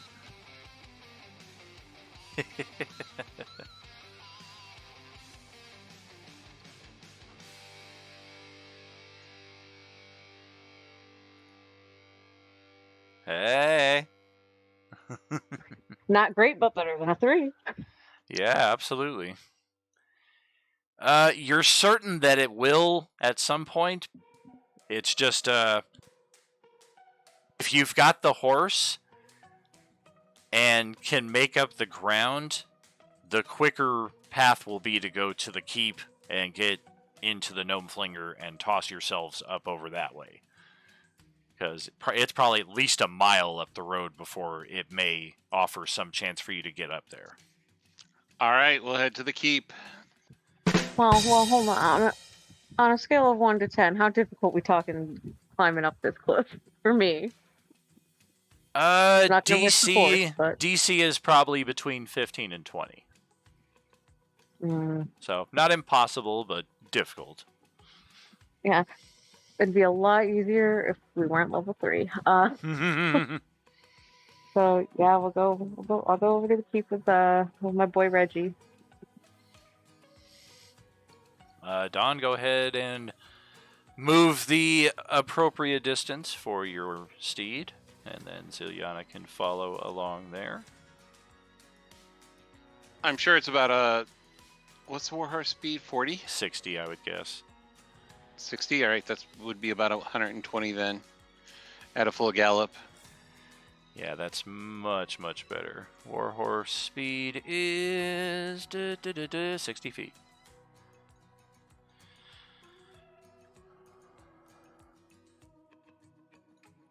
All right, that's my turn. All right. So that will bring us to the top of the next round. Also brings us to the halfway point of the session here. So we will take our 10-minute break, grab some water, stretch your legs, what have you. We will see you shortly, friends. Are you with us? I felt guilty, so I stabilized Carbonara. Did you spend Beskars? I did. Oh yeah, you did. 3,000 Beskars. Stabilize a dying character. I was saving up for 15, and I was like, I feel bad. Don't feel bad. I literally wrote my flaw as I'll do anything to win fame and renown.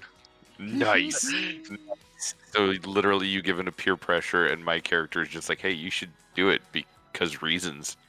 I mean, when I made up this character hours ago, that was like the one thing I knew was my flaw. Oh boy, oh boy, you're It's gonna have be a fun real time right with me for and Kat. yeah. It's gonna be a really good time. I can feel it. I feel like we're definitely gonna be like, oh yeah, no, you will get so much fame and fortune if you go steal this for us. Exactly. It's like, hey, It's gonna do be this our thing. little I promise goblin. Sir Reginald won't get mad. It'll be fine. It'll be great. I don't steal. I'm just more like that guy that you're like, hey, who wants to go streak across the NFL football field? And I'm like, I'm that guy. I mean, that's still great. That is definitely still great. I mean, I got you to use the gnome flinger. I promise you, I could convince this character to be a human shield for me. And Likely. What better way to show your nobility and your heroism than to shield a maiden from damage?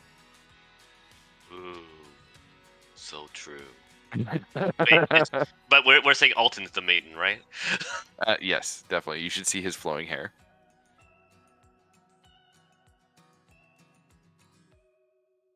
I will admit though that was pretty glorious that we literally just yeeted you across. I'm gonna go grab some drink real quick while we're on break. BRB. Well, I'm glad they did definitely capture the true Tinker Gnome feel with that.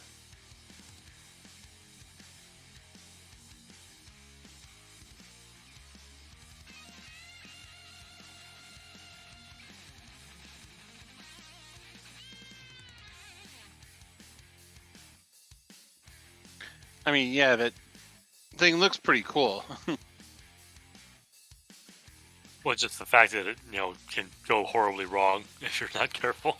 That's definitely Tinker Gnome. Right.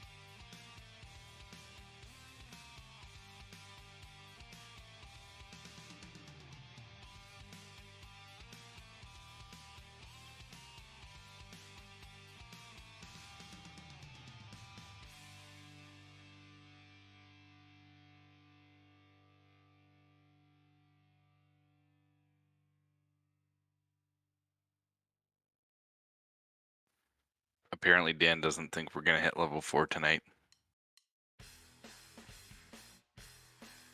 Nah, we got this. I mean, at the very least, Those of us who aren't involved in this fight and aren't going to die tonight might get level 4. Who do you think's gonna die? Not me. I'll be fine. It's fine. It's fine. Yeah, because I'm gonna come save your ass like always. I'm gonna always come save your ass, and it's gonna get so tiring. Why do you think we're friends? I know. Just wait until I start doing shit where you gotta bail me out. That's Katie, when I give remember- into the darkness and I accept the really horrible power. But Katie, remember, you have to roll a d20 to land safely from the parachute. Actually, that rule doesn't apply to me. I only need like a 1. It'll be fine. Yes, I trust your prowess. Why do I feel like your character and I will maybe even land yourself safely out of in sheer real life? spite. I will- feel like you and your character both fall upstairs. Okay, look, we're not talking about me right now. I'm just wondering if any of us are going to make it to you in time. It's a valid concern. Welcome back. I can Well, make hello. it this turn. I won't be able to do anything. So, Logan was kind enough to stabilize Sunflower using some Beskar bucks there. So your turn starts with 1 hit point. You are prone, so half your movement to get back to your feet. Otherwise, your turn is your own. You can see the 2 guys ahead of you in the trees. The one there towards the trunk has a fair amount of cover from your position, as does the guy opposite him. But these 2 on this side are pretty well open in terms of cover.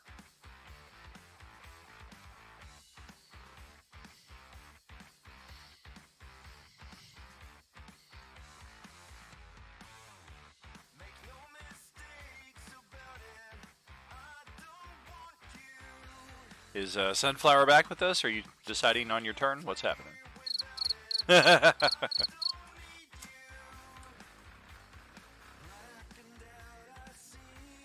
He was there a second ago, wasn't he? I don't know.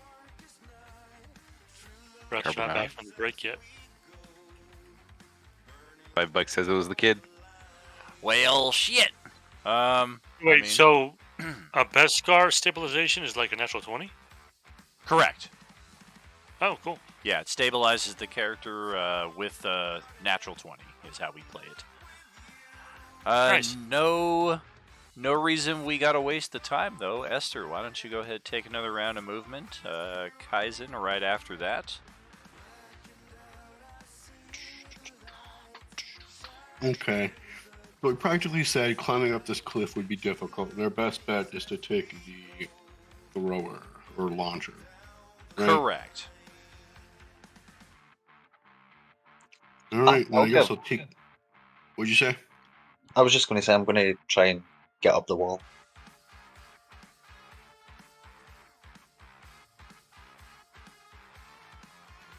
Man, I don't have the speed for anything. If I can make it up the wall, I can get there this round.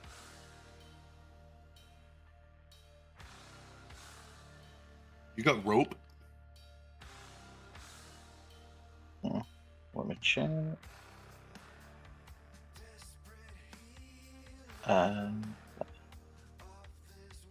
Yeah, I have rope. You got at least 50 feet of rope? It just says hempen rope, and I think it comes in 50 feet, so. I think the cliff is only about 30 feet high anyway. Correct. Yeah, between 30 and 40, depending on where you're at.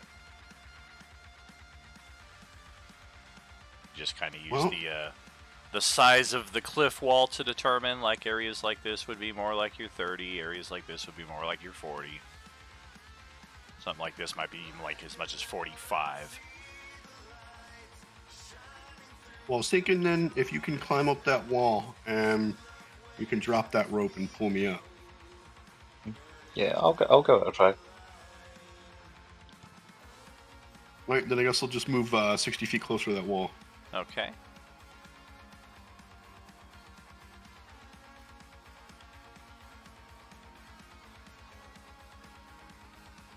And what kind of check is it, sorry? What is your base movement is 30?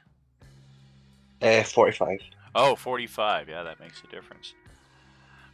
It would be acrobatics or athletics, whichever one favors you best. But then, unless you have means to circumvent the usual climbing rules, once you get to this spot, your movement is at half.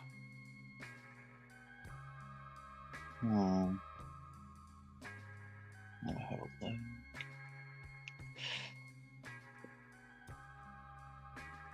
Nah, not really. So you might like end your turn still scaling, depending on the results of your check too. You might just get here and start ascending and slide right back down to the bottom.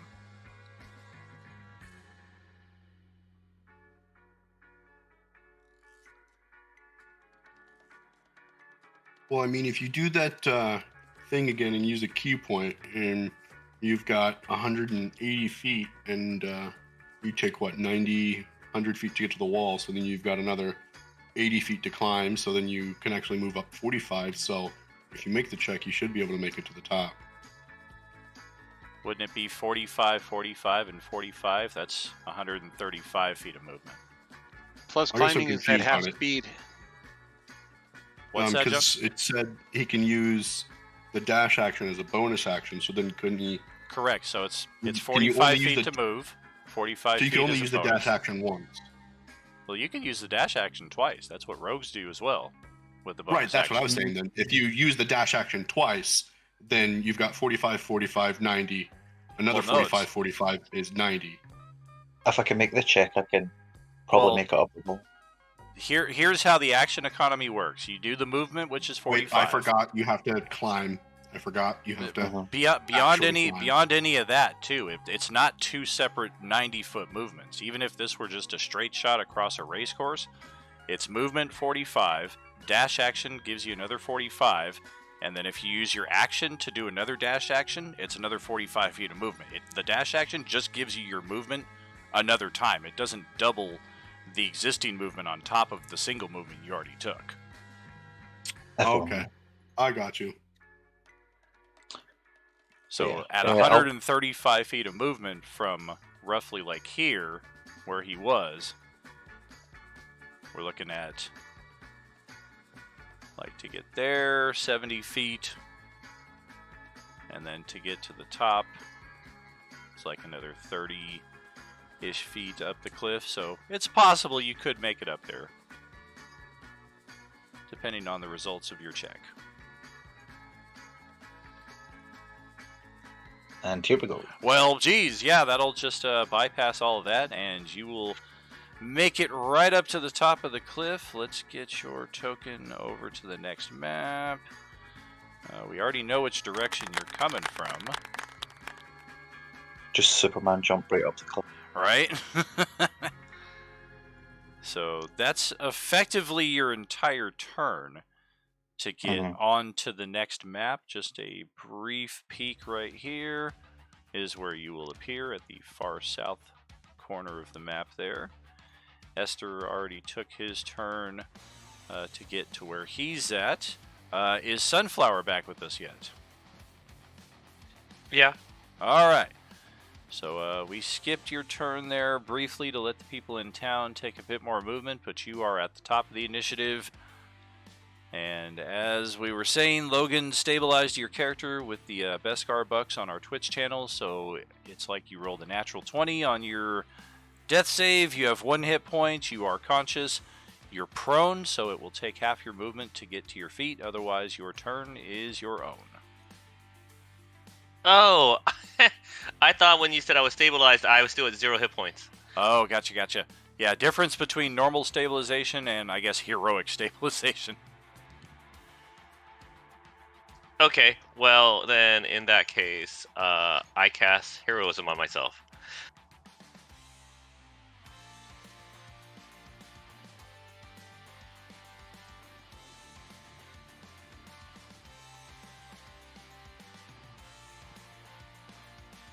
Correct, yeah, object interaction. Go ahead and post the heroism in the chat there. I'll have tied the rope for Esther. Alright. 1 action, concentration. Bonus hit points, alright. No frighten. Alrighty. So that's your action. Can't remember if I can use my bonus action. Let me double check something. Hold on 1 second. Mm-hmm.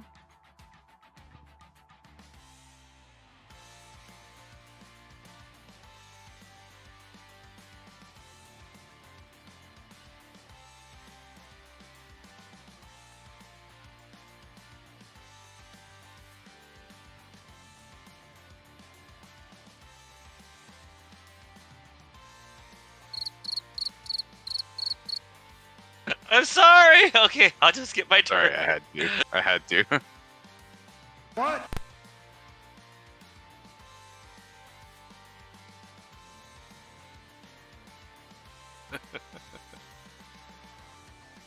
Did you find your thingy? I was trying to figure out what the Valor Bard's Bardic Inspiration does. Sorry. Oh, gotcha.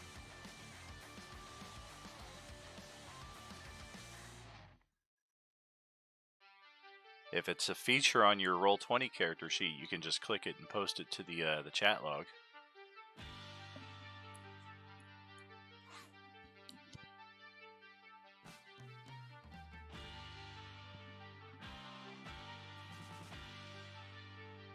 Yeah, you'd spend your bonus action to inspire somebody else, possibly yourself as well, and then you would get the regular inspiration plus that inspiration effect.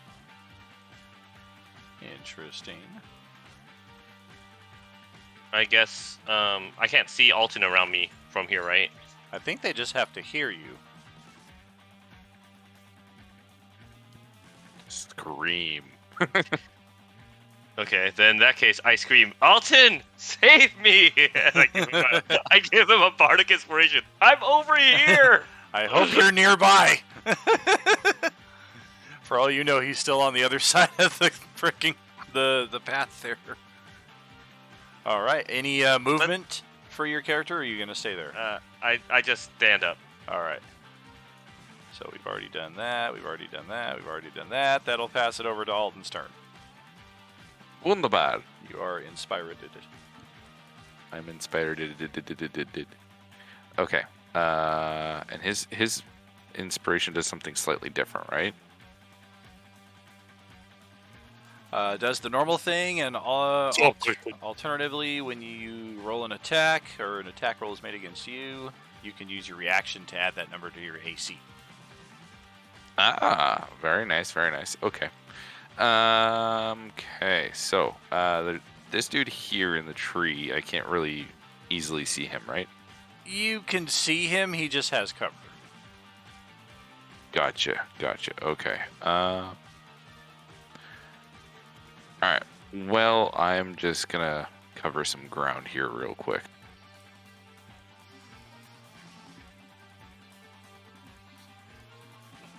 And Buddy's gonna get stabbed. No!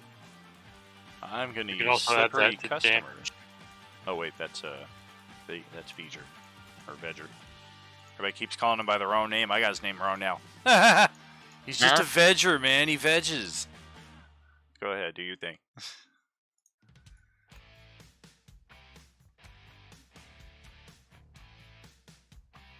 Yeet. Oh, well. He'll have a nice scar across his cheek to remember you for the rest of his life, however long that is. Well, I'm also gonna action surge. Alright. Frickin' power gamers. I want 2 attacks. Is that better? Damn, he's got the scale mail shield combo. So his AC is a 17. Well, in that case, can I use the inspiration to increase my attack roll? Wow, you're gonna burn the other one for this freaking jabroni? All right, man, go ahead, drop it down, and you. Will Oh, get I a was reroll. meaning the bardic inspiration. Oh, the bardic inspo. Yes. What is it at this level? A D6? D6, if I'm not mistaken. You need a 2 or better. Big money. Yeah, boy. Nice. Well, that's a lot more damage. And ow! And let me just double check something real quick. He looks at you. I'm not the one who hit you. It was him. That's very unfortunate. Cause fear takes an action, so I can't make the other one run away. All right, that's my turn. Okay, well, they will take their turns immediately following. This guy here turns upon hearing Sunflower calling for aid. What the hell? He's Hail. conscious! I'm in And danger. yeah, we're gonna go try to, yeah, he's gonna Brian Cox from Braveheart. That's something we'll have to remedy. And come over and try to beat you back to unconsciousness. That's rude. Right. They even shortened themselves too. They got 2 attacks. Slice! I don't imagine 8 is going to hit you. Not today. How about oh god, a 19? You are dead. Not a big surprise. Oh no. A 19 for 3 hole slashing, so he just knocks you right back out. Bonk. Actually, I have 3 temporary hit points for my heroic. Oh! Bitchin'! So. I will need to make a Constitution save to see if I keep my spell up. Though. Oh, gotcha. DC 10.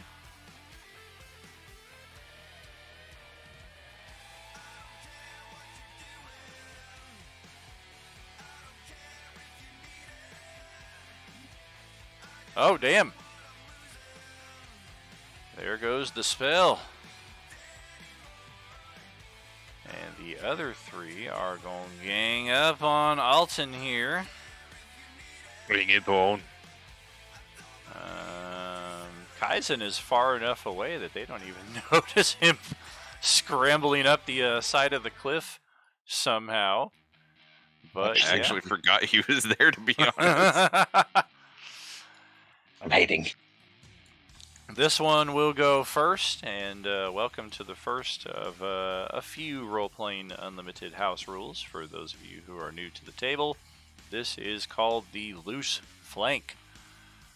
Effectively, as long as you have 2 combatants on either side of the opponent, and it's a reasonable angle of flank, as we have here, this will count as a flank attack. It doesn't always have to be a direct right across the way. Things like this would not apply. Likewise, this would never apply. Depending on the certain angle of where they are with this this boulder here, you might be able to be in the same position as this, but have it not apply. Point being, in this circumstance, this guy is going to step over and get you in a flank. Drawing his long sword. He is not using his shield. He is going two-handed with his long sword. So we're going to drop his AC down by 2. And slice, slice. Yeah, natural 20. Okay. For 13 slashing. Well, I'm going to do a little something back to him. No. I mean, okay. Yeah. All right. Oh, you son of a... Joke's on you. I'm vulnerable to fire. I mean, no, I'm not. Dexterity save. Yeah. Woo! I got a 5. All right, so he's going to take some fire That's damage. unfortunate. Ow! Does it set him on fire, or does it just do damage? Just do this damage. Okay. Well, that's not what he was expecting, and his second attack was a 21 to hit for an additional 3 slashing. What was the original damage? Sorry, it was 3 and It is 13 slashing. total. Correct, from the crit. Ow. Oh, yeah. If you're looking behind the GM So screen... 16 from both. 16 from both hits. both, yeah. Yeah, behind the GM screen, it adds fire damage because typically, under optimal circumstances, these guys will have lit all of their weapons on fire and be doing additional damage in that respect. But they did not have the time to break out the essential oils. Ow. Yes, indeed. And this guy is licking his chops here upon seeing that hit point bar drop, and he is going to take a pair of slices with his one-handed. It's a 16 to hit. Negative. All right, and all right, a 13. Nothing doing. You don't touch me. Yeah, this guy is gonna maintain his position because he likes the cover, and he's gonna throw his last javelin here. A natural 20. God damn it! Okay, Wow. someone take his dice away. Someone take his dice away. Hey, if you've got 10,000 Beskars, you can impose disadvantage. I'm tempted, man. I still have 11,000 after bringing him back up. Man. Oh, it might be worth it because it's 9 points of damage if that hit gets through. Oh no! Ow, ow, ow. Well, that takes down the rest of my HP. Oh boy, you're both unconscious, and now it's up to Kaizen to save the day. Okay, that's it for the soldiers. I'm not coming. So No, we're gonna, Sunflower is still good, right? he got knocked out. Or no, did he? he's still good. No, I'm at 1. That's right. He did not get knocked out. He's at 1 hit point. My bad. Help. Okay, so back here to town, where Reggie and Ziliana make another path. Okay, so yeah, we're on a horse and we can't travel like 900 feet per second like some people can. So we're going to continue on.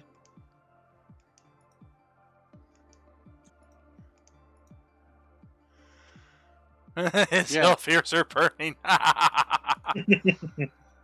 There we go. We're Oh, yeah. that's where the horse will take us. There you go. Yep. And all right. How far away from the actual like elf throwing catapult thing? 2 rounds, it looks like. Okay, I was gonna say like if I could like hop off horse and like sprint over to it and launch myself, I would do that. But if that's not on the table, then it's not on the table. Yeah, if anything, you would jump off the horse and rush forward an extra few feet, and then next round he would catch up to you and surpass you or grab you and put you back on the horse. The real question Sunflower. is, Are your they turn. launching the horse? We're not launching the horse. This isn't Monty Python. Some bullshit. I can't It see could be Alton. if you're not a coward. I spit in your general direction. So I can't see Alton from where I am, right? Do I know he's gone down? You I don't want to metagame it, so You do not. Yeah, the tree trunk is perfectly interposed between the two of you.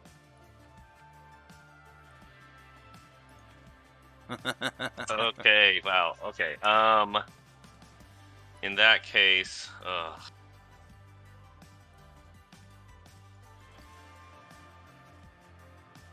I guess You I. might be able to see Kaizen all the way down there to the south. I think it looks like you have a direct diagonal line without it coming in between anything. Like there's a small shrub that it goes between, but otherwise, yeah, you've got a straight line of sight. You can just see him at the edge of the cliff, making his way in this direction. Okay. I'm really sorry. My daughter's crying. No worries. I take the dodge action, and I'm gonna cast Healing Word to heal myself a little bit. All right.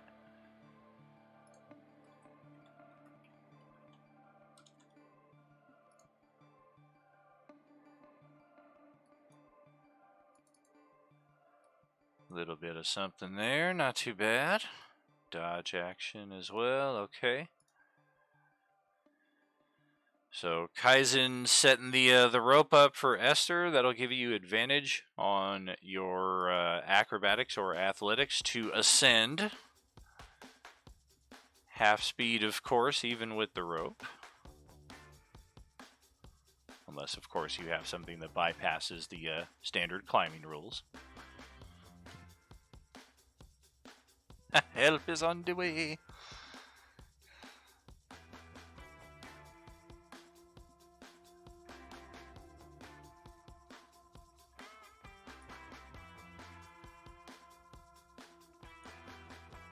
Go ahead, roll that up when you're ready there, John.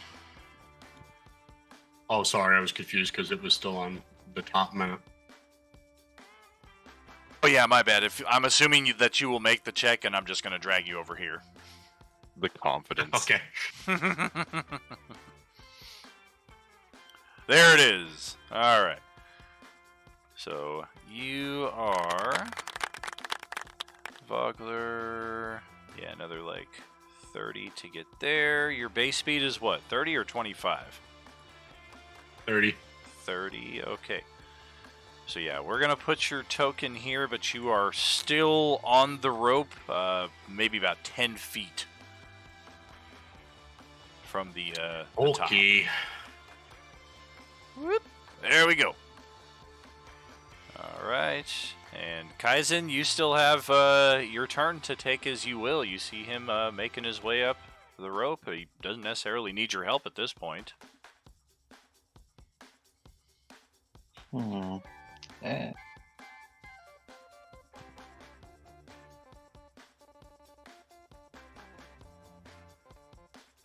I'll close distance.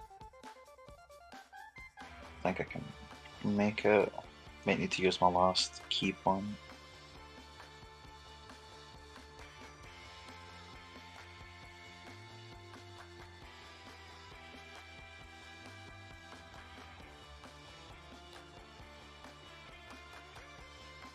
Yeah, looks like that was 55, 60 feet of movement, thereabouts. Hawkins just building bows. No idea anything's going on. I'll take an attack. Well, that'll hit. Yeah, bam. Where's the Oh. damage? Normally There it we all go. pops up. There we go. All right, slab. I'm gonna go down Dare Stuka one last time before they tear this water park down, man.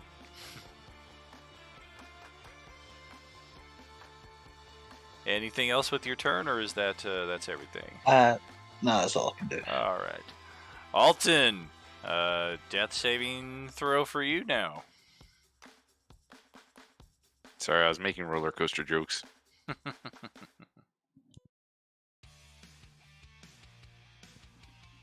Yikes! That's unfortunate. Quite. Down one. And the soldiers are up next. All right, Well, I deserve that one. They're evil. So this guy is going to step on over here. And we're going to get a flank going on Kaizen right from the get-go. This is the guy with the sword and board. So one-handed longsword. A 14 to hit with the flank bonus. It misses. All right. Second slice is a dirty 20. Barely. All right. That'll be 8 slashing from that guy. And then the guy you just came up and hit has his shield stowed and the long sword in both hands, so he will turn. That's a 13 and a 16 to hit. Gosh darn. What's that? Oh, but my AC is 16. Your AC is 16? Mm-hmm. Oh, gotcha. The second hit will deal 8 slashing then. First attack looks like it'll miss.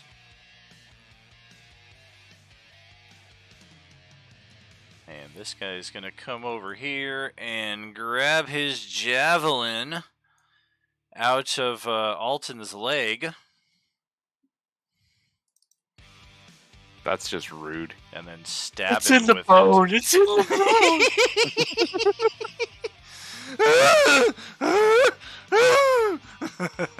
Did you just say he Coyote, stabbed throw me me a with it? spear. He stabbed you with it. He That is sure- rude. Yeah, he just knocked you one down the death save tracker there by hitting you. Quick, Coyote, throw me a spear. And the one over here on Sunflower, one-handed longsword. We're going to take a slice. It's a 19 to hit. Is that a disadvantage? No, my bad. It's an 8 to hit. Yay. And 1 second. Second attack was a 6, so 2 for 2 on the miss there. Dodge action saved your butt.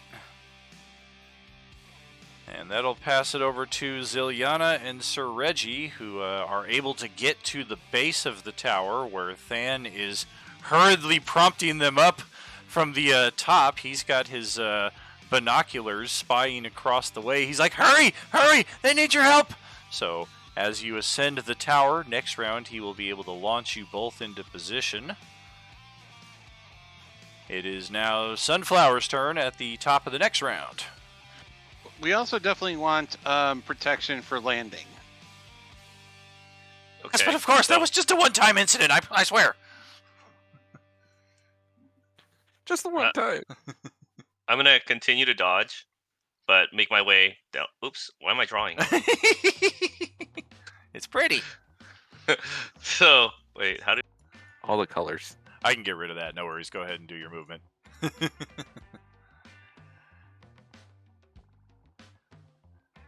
And dodge action, he will still get his attack of opportunity, albeit at disadvantage. That's a 6 to hit, so nothing doing. Looks like we found inept guy over here. Okay, and then for my, I'm gonna take 5 more feet this way, and then I'll use my healing word. I'm sorry. To get up Alton. Gotcha. 60-foot range on that, right? Nice. Right on the cusp. Well, there's 5 HP for you. Sorely needed. That was about to be really bad. And I'm done. All right. So that's over to Esther. One more acrobatics or athletics check at advantage. Thank God for Thank the God. advantage. And it's 20 feet of movement to get right here, and then the rest of your turn is yours as you will.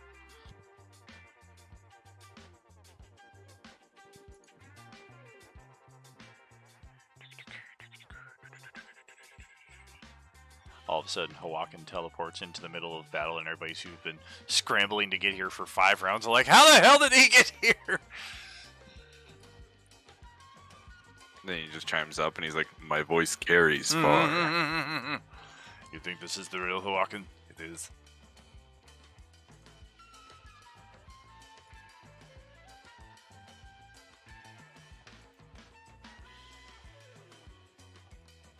I'm going to use Solitary Fireball.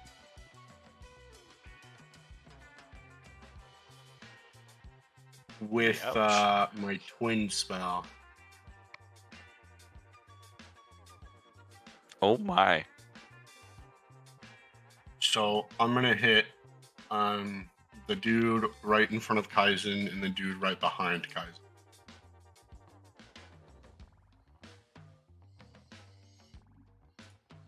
Both guys that are flanking him, then? Yep. All right.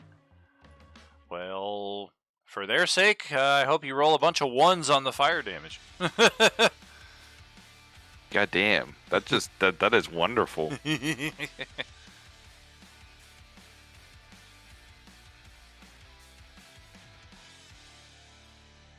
That is a spell from the Player's Handbook or the Dragonlance source book, correct? Should be. That's where I picked up the things in my character mancer. Excellent. I remember people saying the Character Mancer had included my entire compendium, so don't rely on Yeah. what's in It there. does. Yeah, that's not a spell in either thing. Well, You said what now?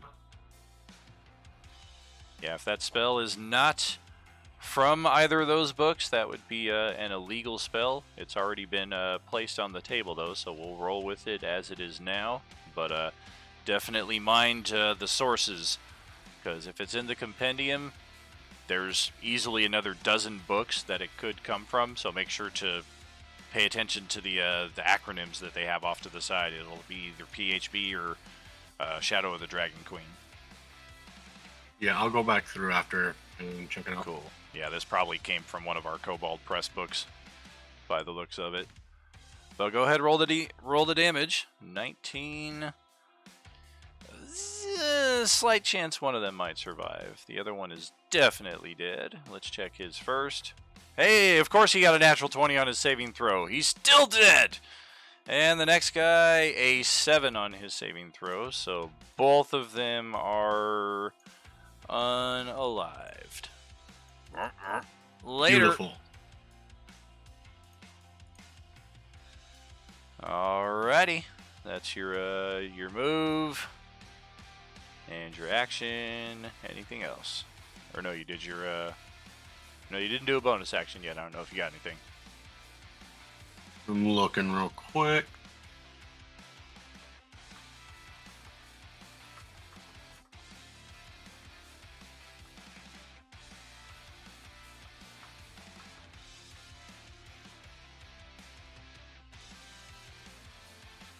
Deep Magic 2. Gotcha. Yeah, that would make sense.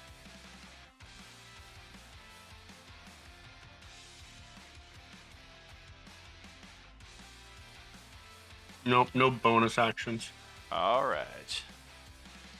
That's over to Kaizen's turn then. I'm gonna try and run over here. Alright.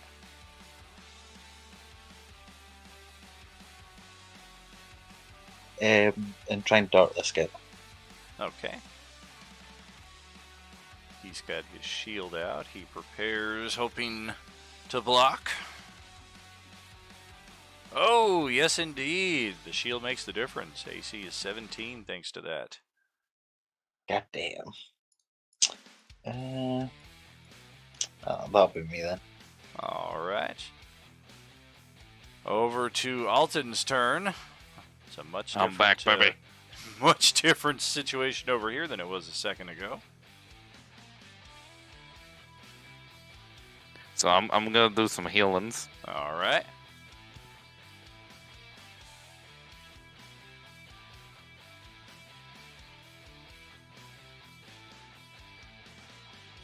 So that's a 9.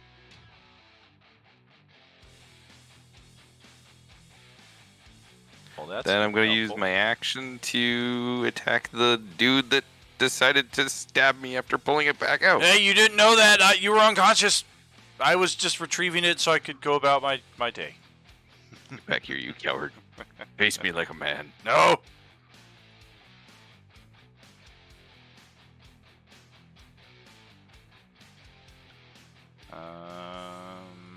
Nope.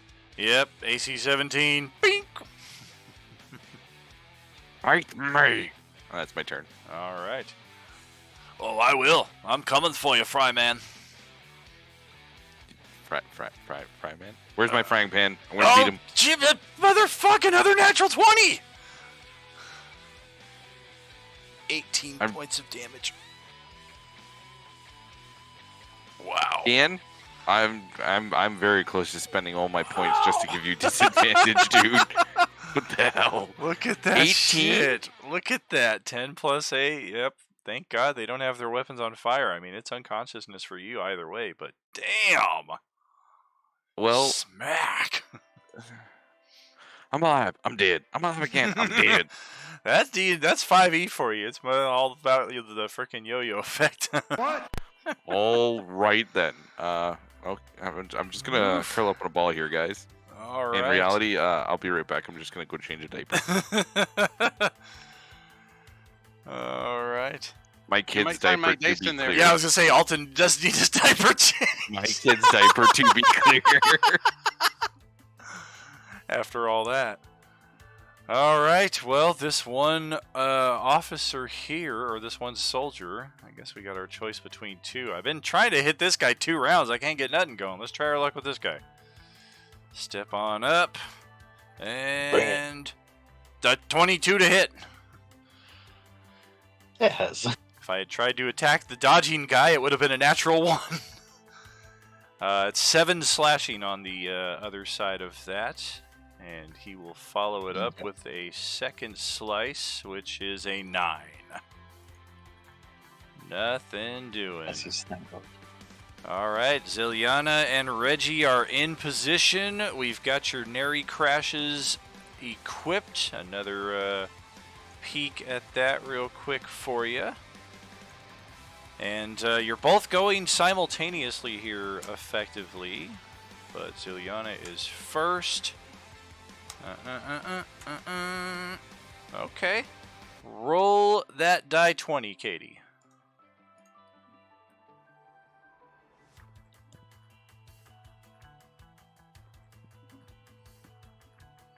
All right, your Neri Crasher does not break on the final 10 feet, causing you to potentially sprain your ankle or worse. And you land right there.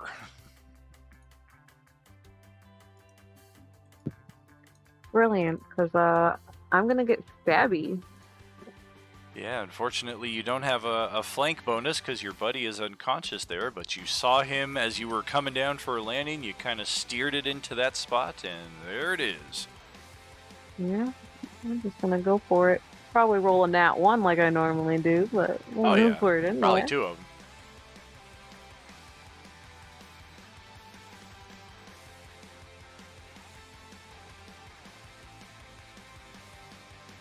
Oh, geez. Well, his armor class is better than a 10. Might as well have been a natural 1. It's a whole lot of stabby left on the table, unfortunately. Yeah, I only get one attack with this character though, which is the sad part. So I am going to use. Do I have movement, or is the flinging my movement? You do have your movement. Then I will use my movement to back away, and my bonus action, which I should have, to disengage. I should have that by now, I think, at level 3. Cunning action? Yeah, I think level 2 you get that. Yeah, okay, cool. So I will use my movement to back away, and then my cunning action to disengage. Alright. Reggie's apparatus is creaking wildly under the weight of his armor, but it holds on and deposits him right over here. Whoop! All right, I'm going to move right up on this one and prepare to taste. Actually, I'm going to stay back just a little bit because I have a halberd, so I have reach. Prepare to taste steel. Where the hell did you come from? Oh, God. That'll hit. And All right. hurt. I'm going to add a divine smite to that. Oh, jeez. Wow, that was horrible. 2 1s on that roll Question for about a the first level spell. flanking. What's up? Question about the flanking. Since he's not within 5 feet, does that flanking rule work or no?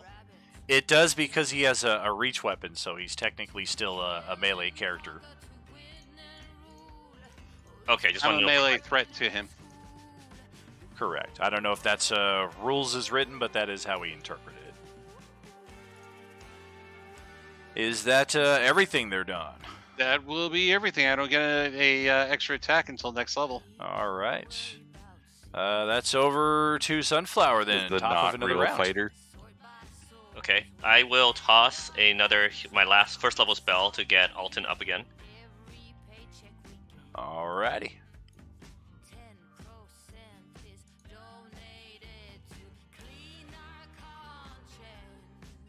Some. 6 hit points. Not too bad.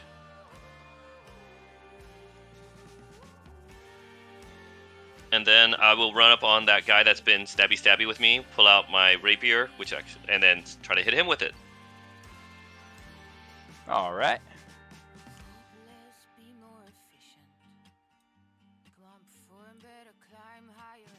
That will hit with the flank. Oh, geez. And he is barely holding on after that. And I'm done. Both of these guys are at about the same level of hit points here. That will bring it up to Esther's turn.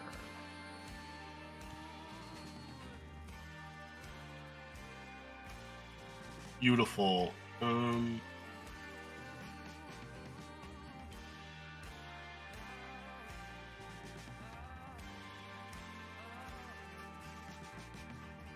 Alright, I am going to use Magic Missile and Twin Spell.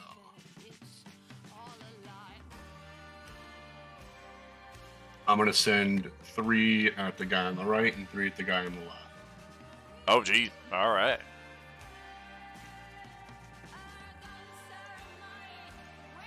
Yeah, they've each got 4 hit points left, so that is guaranteed death and the close of the initiative here.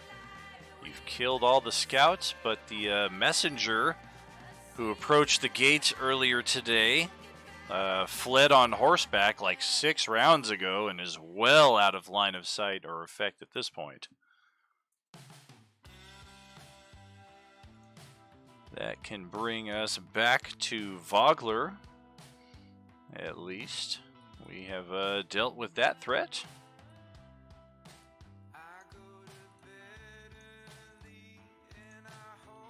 All right, is everyone okay?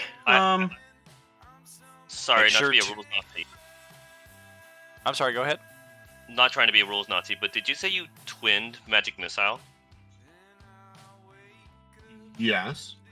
If you, the sorcerer thing, right where it says twin spell, it says to be eligible, a spell must be incapable of targeting more than one creature. For example, Magic Missile is not eligible. Okay, that's fine. Good to know. Well, in my first Magic Missile, I did 2, 5, and 3. Yeah, I mean, it would have been enough either way, but definitely in a clutch circumstance, we will definitely want to be as tight on the mechanics as we can be.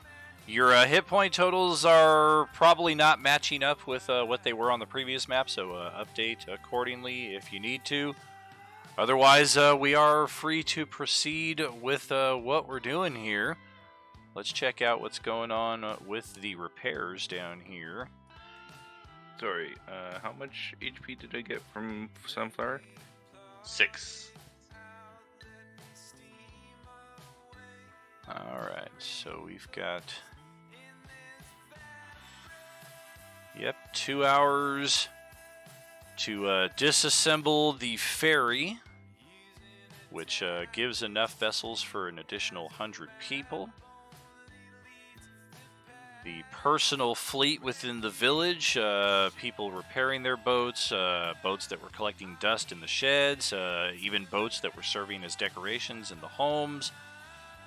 2 hours and a sizable workforce. They have enough to get 100 more people. And combined with all of that, the boat made of boats. We're going to take all of that and use ropes and rings of small boats to corral the floating masses of logs, creating several large rafts capable of holding enough people to accommodate everybody. With the help of the locals, which everybody is pitching into this, we're looking at about 4 to 5 hours total of work for all of this to be done. And if only we were playing in real time here. It's been 2.5 hours of real time, but only about an hour, hour and a half in-game time of all of this occurring.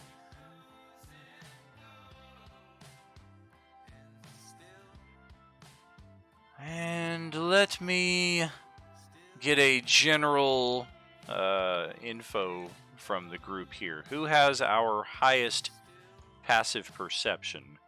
Or, I'm sorry, highest passive insight? I have a +1 on my insight. I have +3. I've got a 13 passive insight. That's better than me. I'm at 12. I think mine would be 15. I have a +2, so that beats me.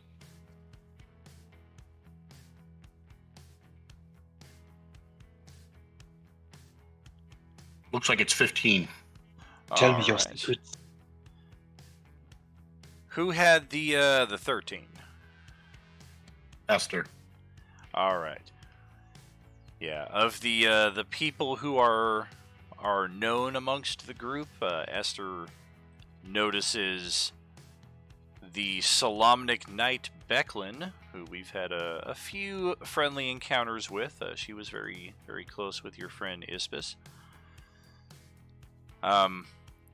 She seems to be keeping something important to herself.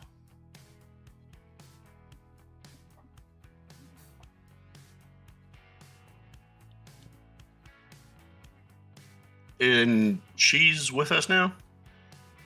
She's in town. She's specifically Okay. at the keep, where most of the group just use the gnome flinger. Okay. So I guess as we gather and collect ourselves, make sure we're not dead and we're all still kicking. Barely. I'll bring that up with the group. Say, hey, I think Mecklin seems to have something she's not telling us. Anybody who wants to try to take an hour while the town is prepping for an evacuation from an army of thousands, you can certainly try to find a spot to rest and recover for an hour. I'm gonna apologize now if I'm not as talkative. I'm attempting to one-hand everything while I feed the baby. All good. Hey, that's what I've been doing for the last 30 minutes. Nice. Go, dads.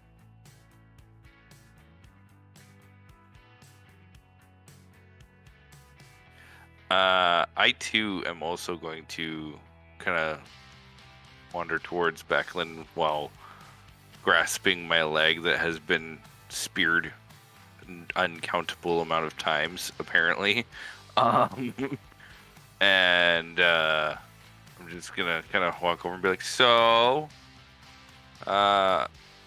we did a thing. The army's probably coming. We should probably go. And yet, I feel like that's not our biggest concern. What are you hiding from us? I apologize if we're not getting the boats constructed fast enough for your liking. Do you have any suggestions on how we might be more efficient? Why are you trying to divert what I'm asking? You're clearly trying to... Why are you so abrasive in your approach? Have you... Because he's an asshole. It's okay. Just because I'm Listen, sober we're- doesn't mean I'm we're much here different to from help. before. We're here to help.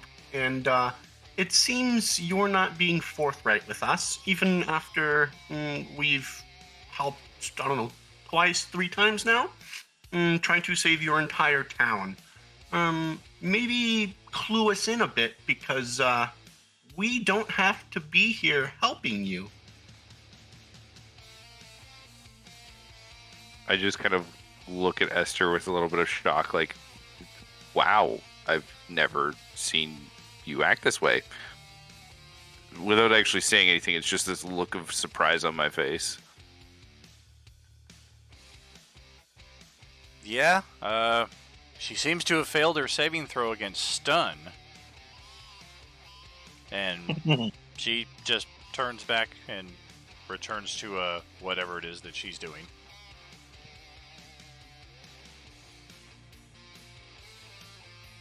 I don't know what you're accusing her of, but she is a knight.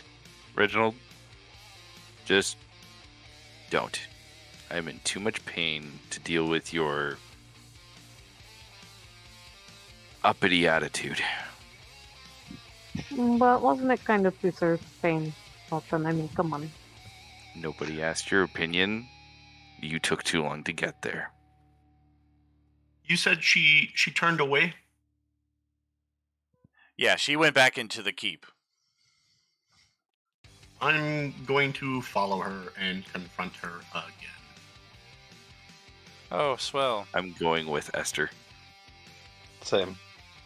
I just can't move myself at the moment because my hands are full.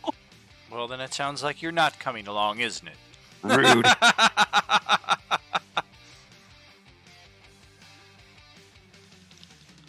Quick, someone carry me. I'm kidding. As I rush in behind her, I'm going to say, "Excuse me, I asked you a question."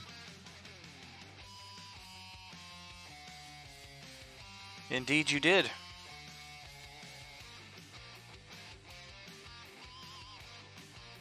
And you have not to say?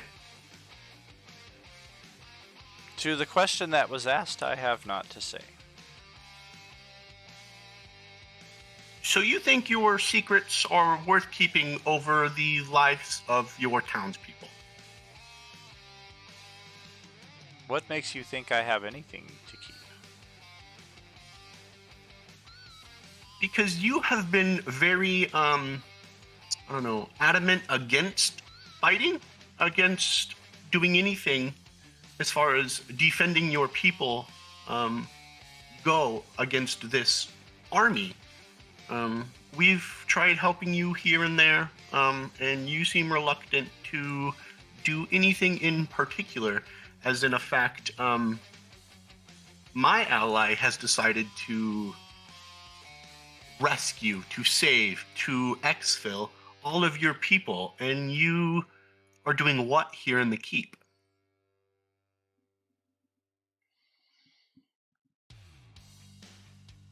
You should leave right now. This will get bloody very quickly.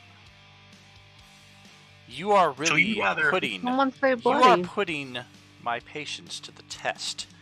You are making wild accusations with no basis behind them. No one has said anything negative about your presence or your assistance in this town. In fact, I myself have gone out of my way to praise it, and until this very moment had nothing but the highest esteem for you. What you may have encountered across that hill seems to have poisoned your mind against not only me, but this town in general.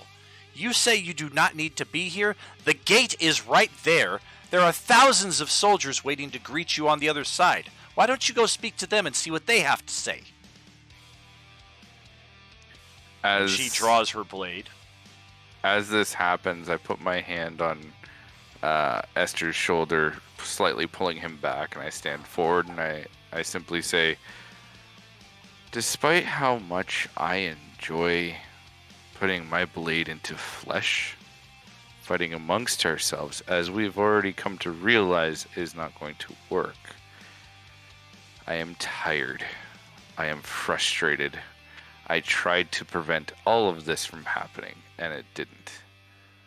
And now I find myself standing here, listening to you threaten my friend and say that he can just go and talk to this army of thousands. Did you or walk face into you. this conversation halfway through? Did you not hear what he came in and said to me? Do you share the same opinion that I have done nothing to help protect this town? If so, tell the mayor. I have no As- ears for you. As she's talking, I simply put my hand up and I said, I did not say that you did not help. Yes, I heard him accuse you of not helping. And yet I'm What? the big instigator. Well, he does have a point that you are here in the keep. I think it would be She better... gestures to the other people in the keep who are gathering town records, other important documents, and things that are of necessity in the town. If you had eyes to see, such questions would not be asked. As she says that, I wipe blood from my forehead and I say, oh, sorry, the blood from me defending your people got in the way. I think it would be better off if people separated for a bit to let cooler heads prevail. I agree with that after one final comment. What defense was played in staging an offense against scouts across the way? Well, we didn't plan an offense. What we planned was a scouting, which you seemed to have failed at. We wanted to make sure they were not coming here. They were not trying to make moves against your We villagers. already know they're here. We know their intent. They've told us why they're here.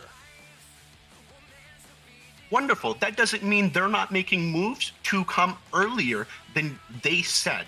They're the enemy. They can do what they please. I think it critical to ensure that we maintain eyes, to ensure that they do not make any I believe unnecessary or advanced that moves.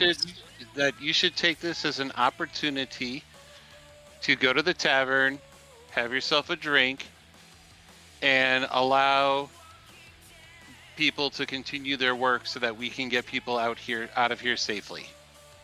You know what? But what is paperwork doing to ensure that Esther, people get out of Esther. here safely? I can't believe I'm going to say this, but I think I agree with Reginald at this point.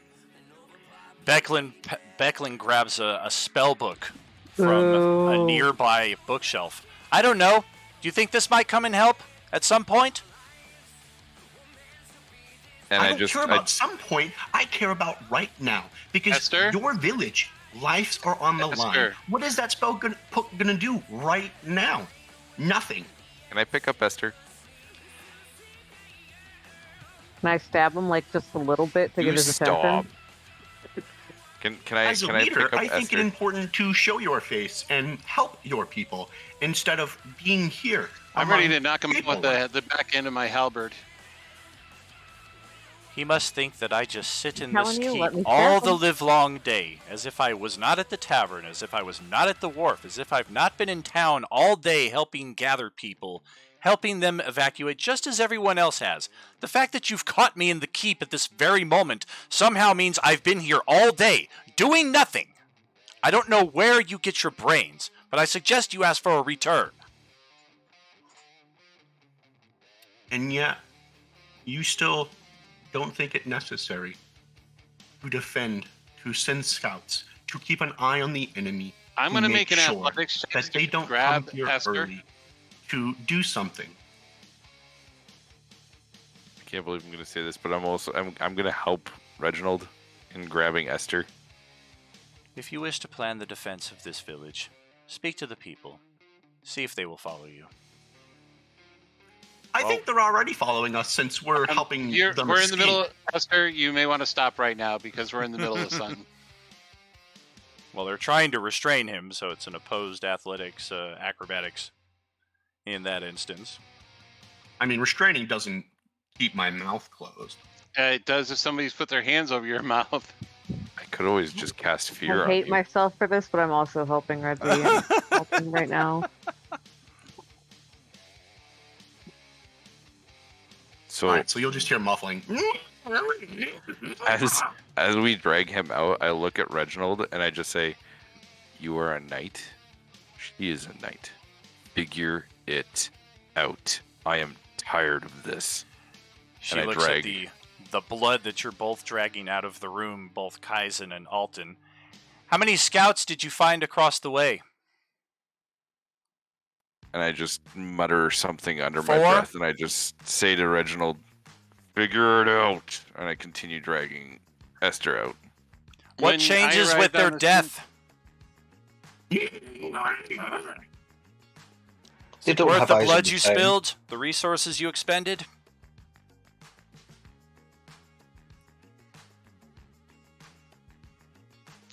Lady Becklin, report. You asked a question. When I arrived on the scene, there were, 3 dead already, and 2 that were slain when we arrived.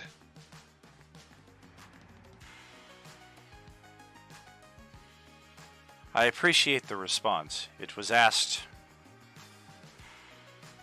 already having known the answer, having been accused of not knowing what's going on here or making any attempts to defend the place.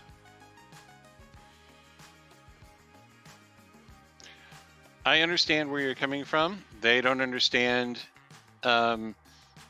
tactics and the behind the scenes as much as they're more of people of action than they are of people to of planning. I cannot argue that the methods they have displayed have been effective in some regards, but 2 of them are near death by the looks of them, and yet I am seemingly held accountable for this when I did not order an assault on these scouts, did not recommend an assault on the scouts, knew full well that they were there, as did everyone in town. I fail to understand where this comes from or why it happens now. But as I have you in private, if you would be so kind as to join me in my chambers. Very well. Ooh, in her chamber. And she closes the door, locks it up, and drags a heavy wooden crate out from under the bed. Etched onto the front of it is the emblem of the Kingfisher of the Solamnic Knights. And you know, based on the size of the box and the weight of it as she's dragging it out from under the bed, that there is some heavy armor inside of that thing. I offer assistance if she lets me.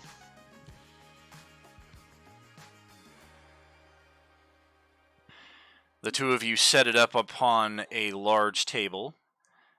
This is meant for my squire, Darrett. I am not certain what the next many hours will hold for us. But in the event that the worst happens, as your group is set to escort the villagers to safety aboard the boats, myself and I hope Cugil's militia, when they arrive, will handle the defense of the village. Whatever happens after that is what will happen. But Darrett will be part of the force to escort the villagers to safety. He has not been trained in its proper use, therefore it seems foolish to place it upon him in the midst of an escape. But on the other side, when you find safety, hopefully, if you would be so kind as to give this to him. Very well, I shall. It's an extra 70 pounds of gear that you'll be toting around. I don't know if you want to find a discreet place to stow that, because that might bring encumbrance rules into play, having 2 full plates of armor on your character. But well, I can also put the armor on the warhorse. Not on the warhorse to wear it. I mean, to carry thank you. Yeah, I know. All right, so she's going to get back to what she's taking care of here.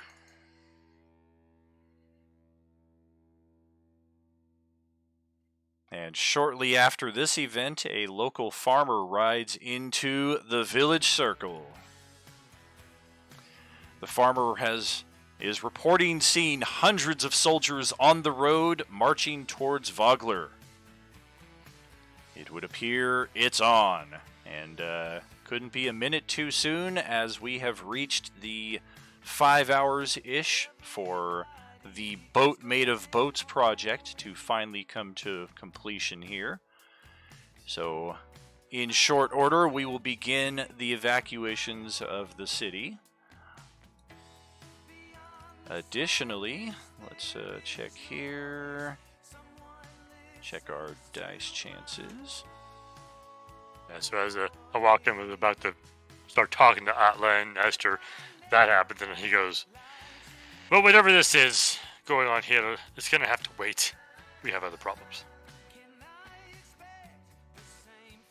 Back at the keep, I look at her right in the eye and go, you're planning on sacrificing your life for this place, aren't you? I'm hopeful that I don't have to. Cujul's mercenaries do number in the dozens, and this is a narrow approach that they will be forced to take.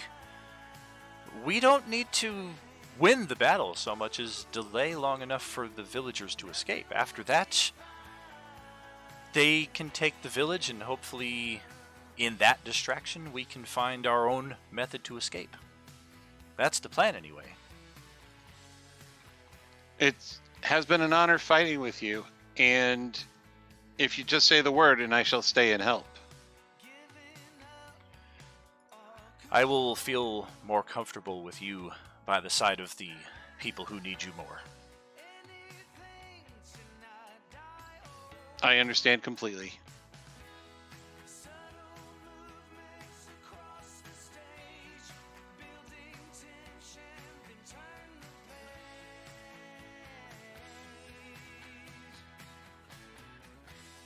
Checking over a few last notes here.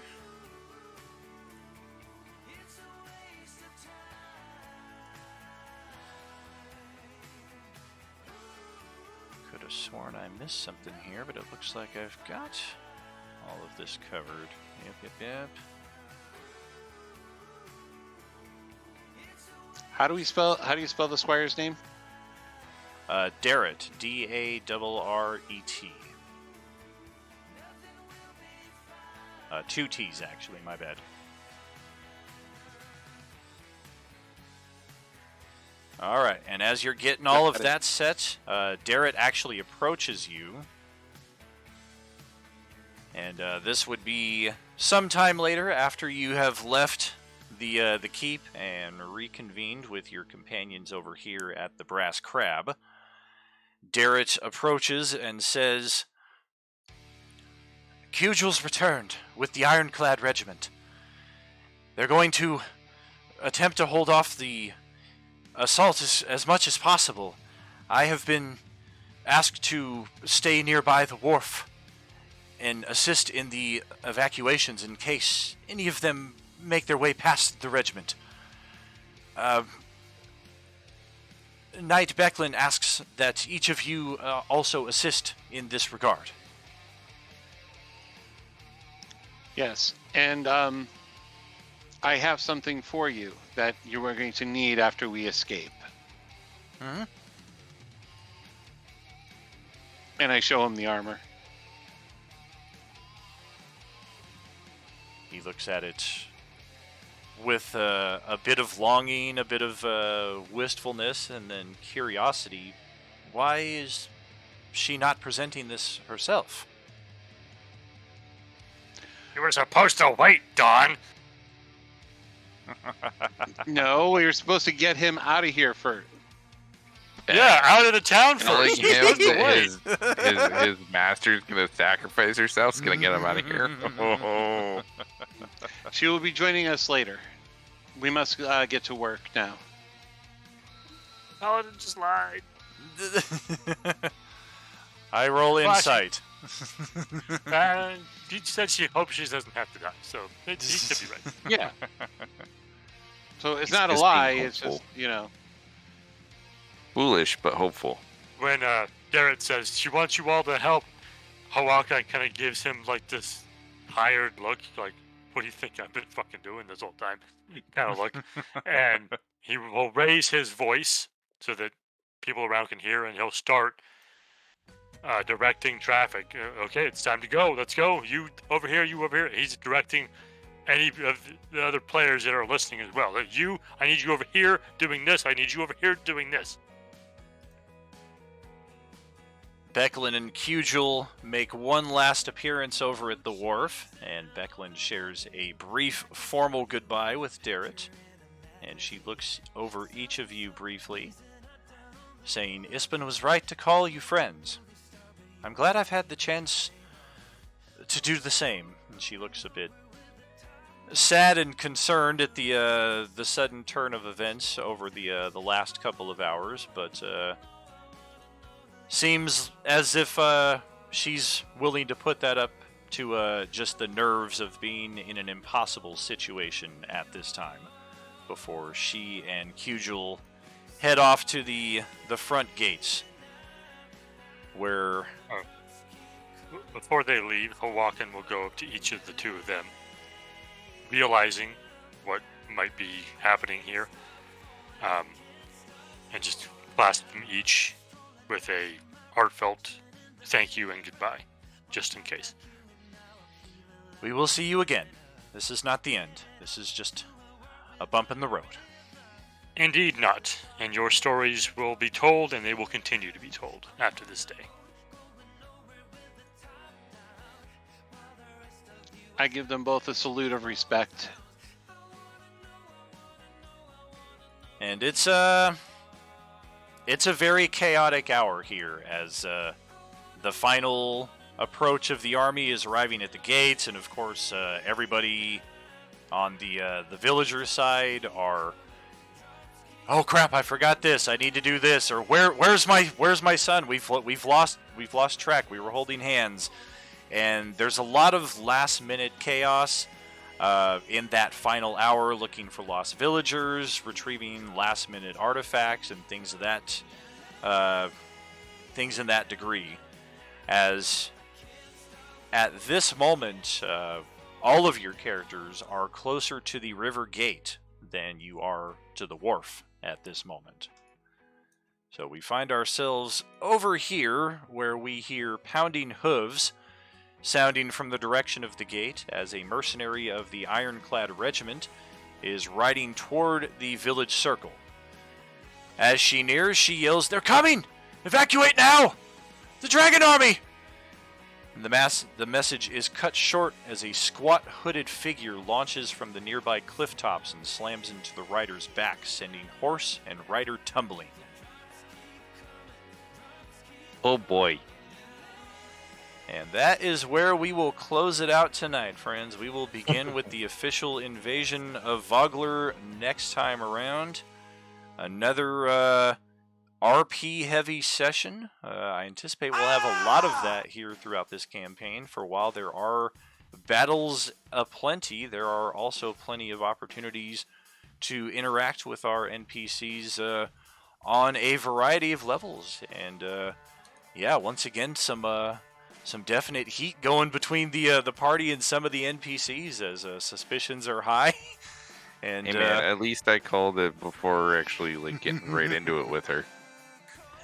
Yeah, it almost got nasty. That night was in a position where her honor was heavily tested, and it would not have been pretty on either side, because I mean, she's not invincible by any means, but she's necessary to the town. Now you know what I have to go through. I'm no stranger to it, dude.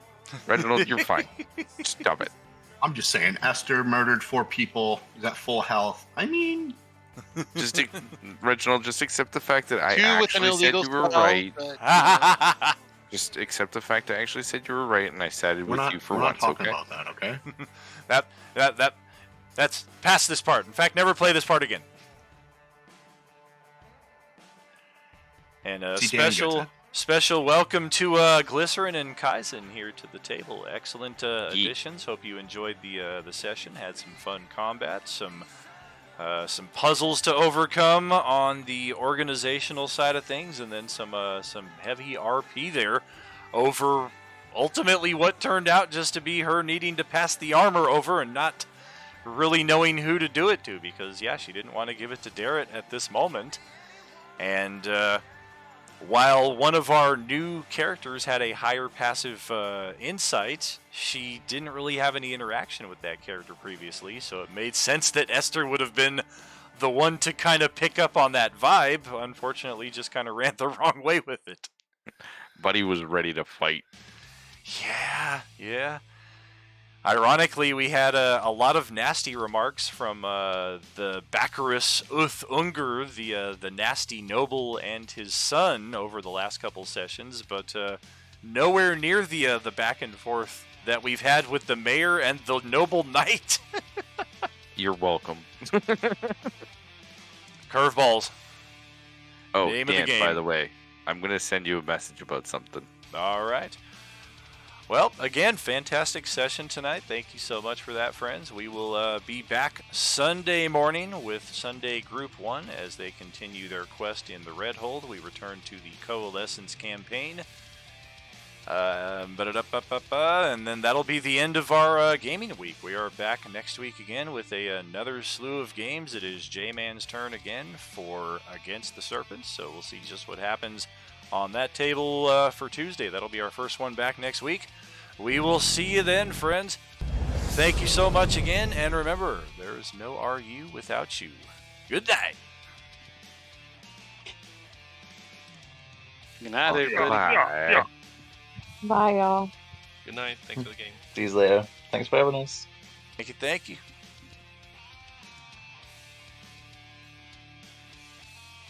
I gotta say, I'm happy I wasn't the only one that got in an argument with an NPC.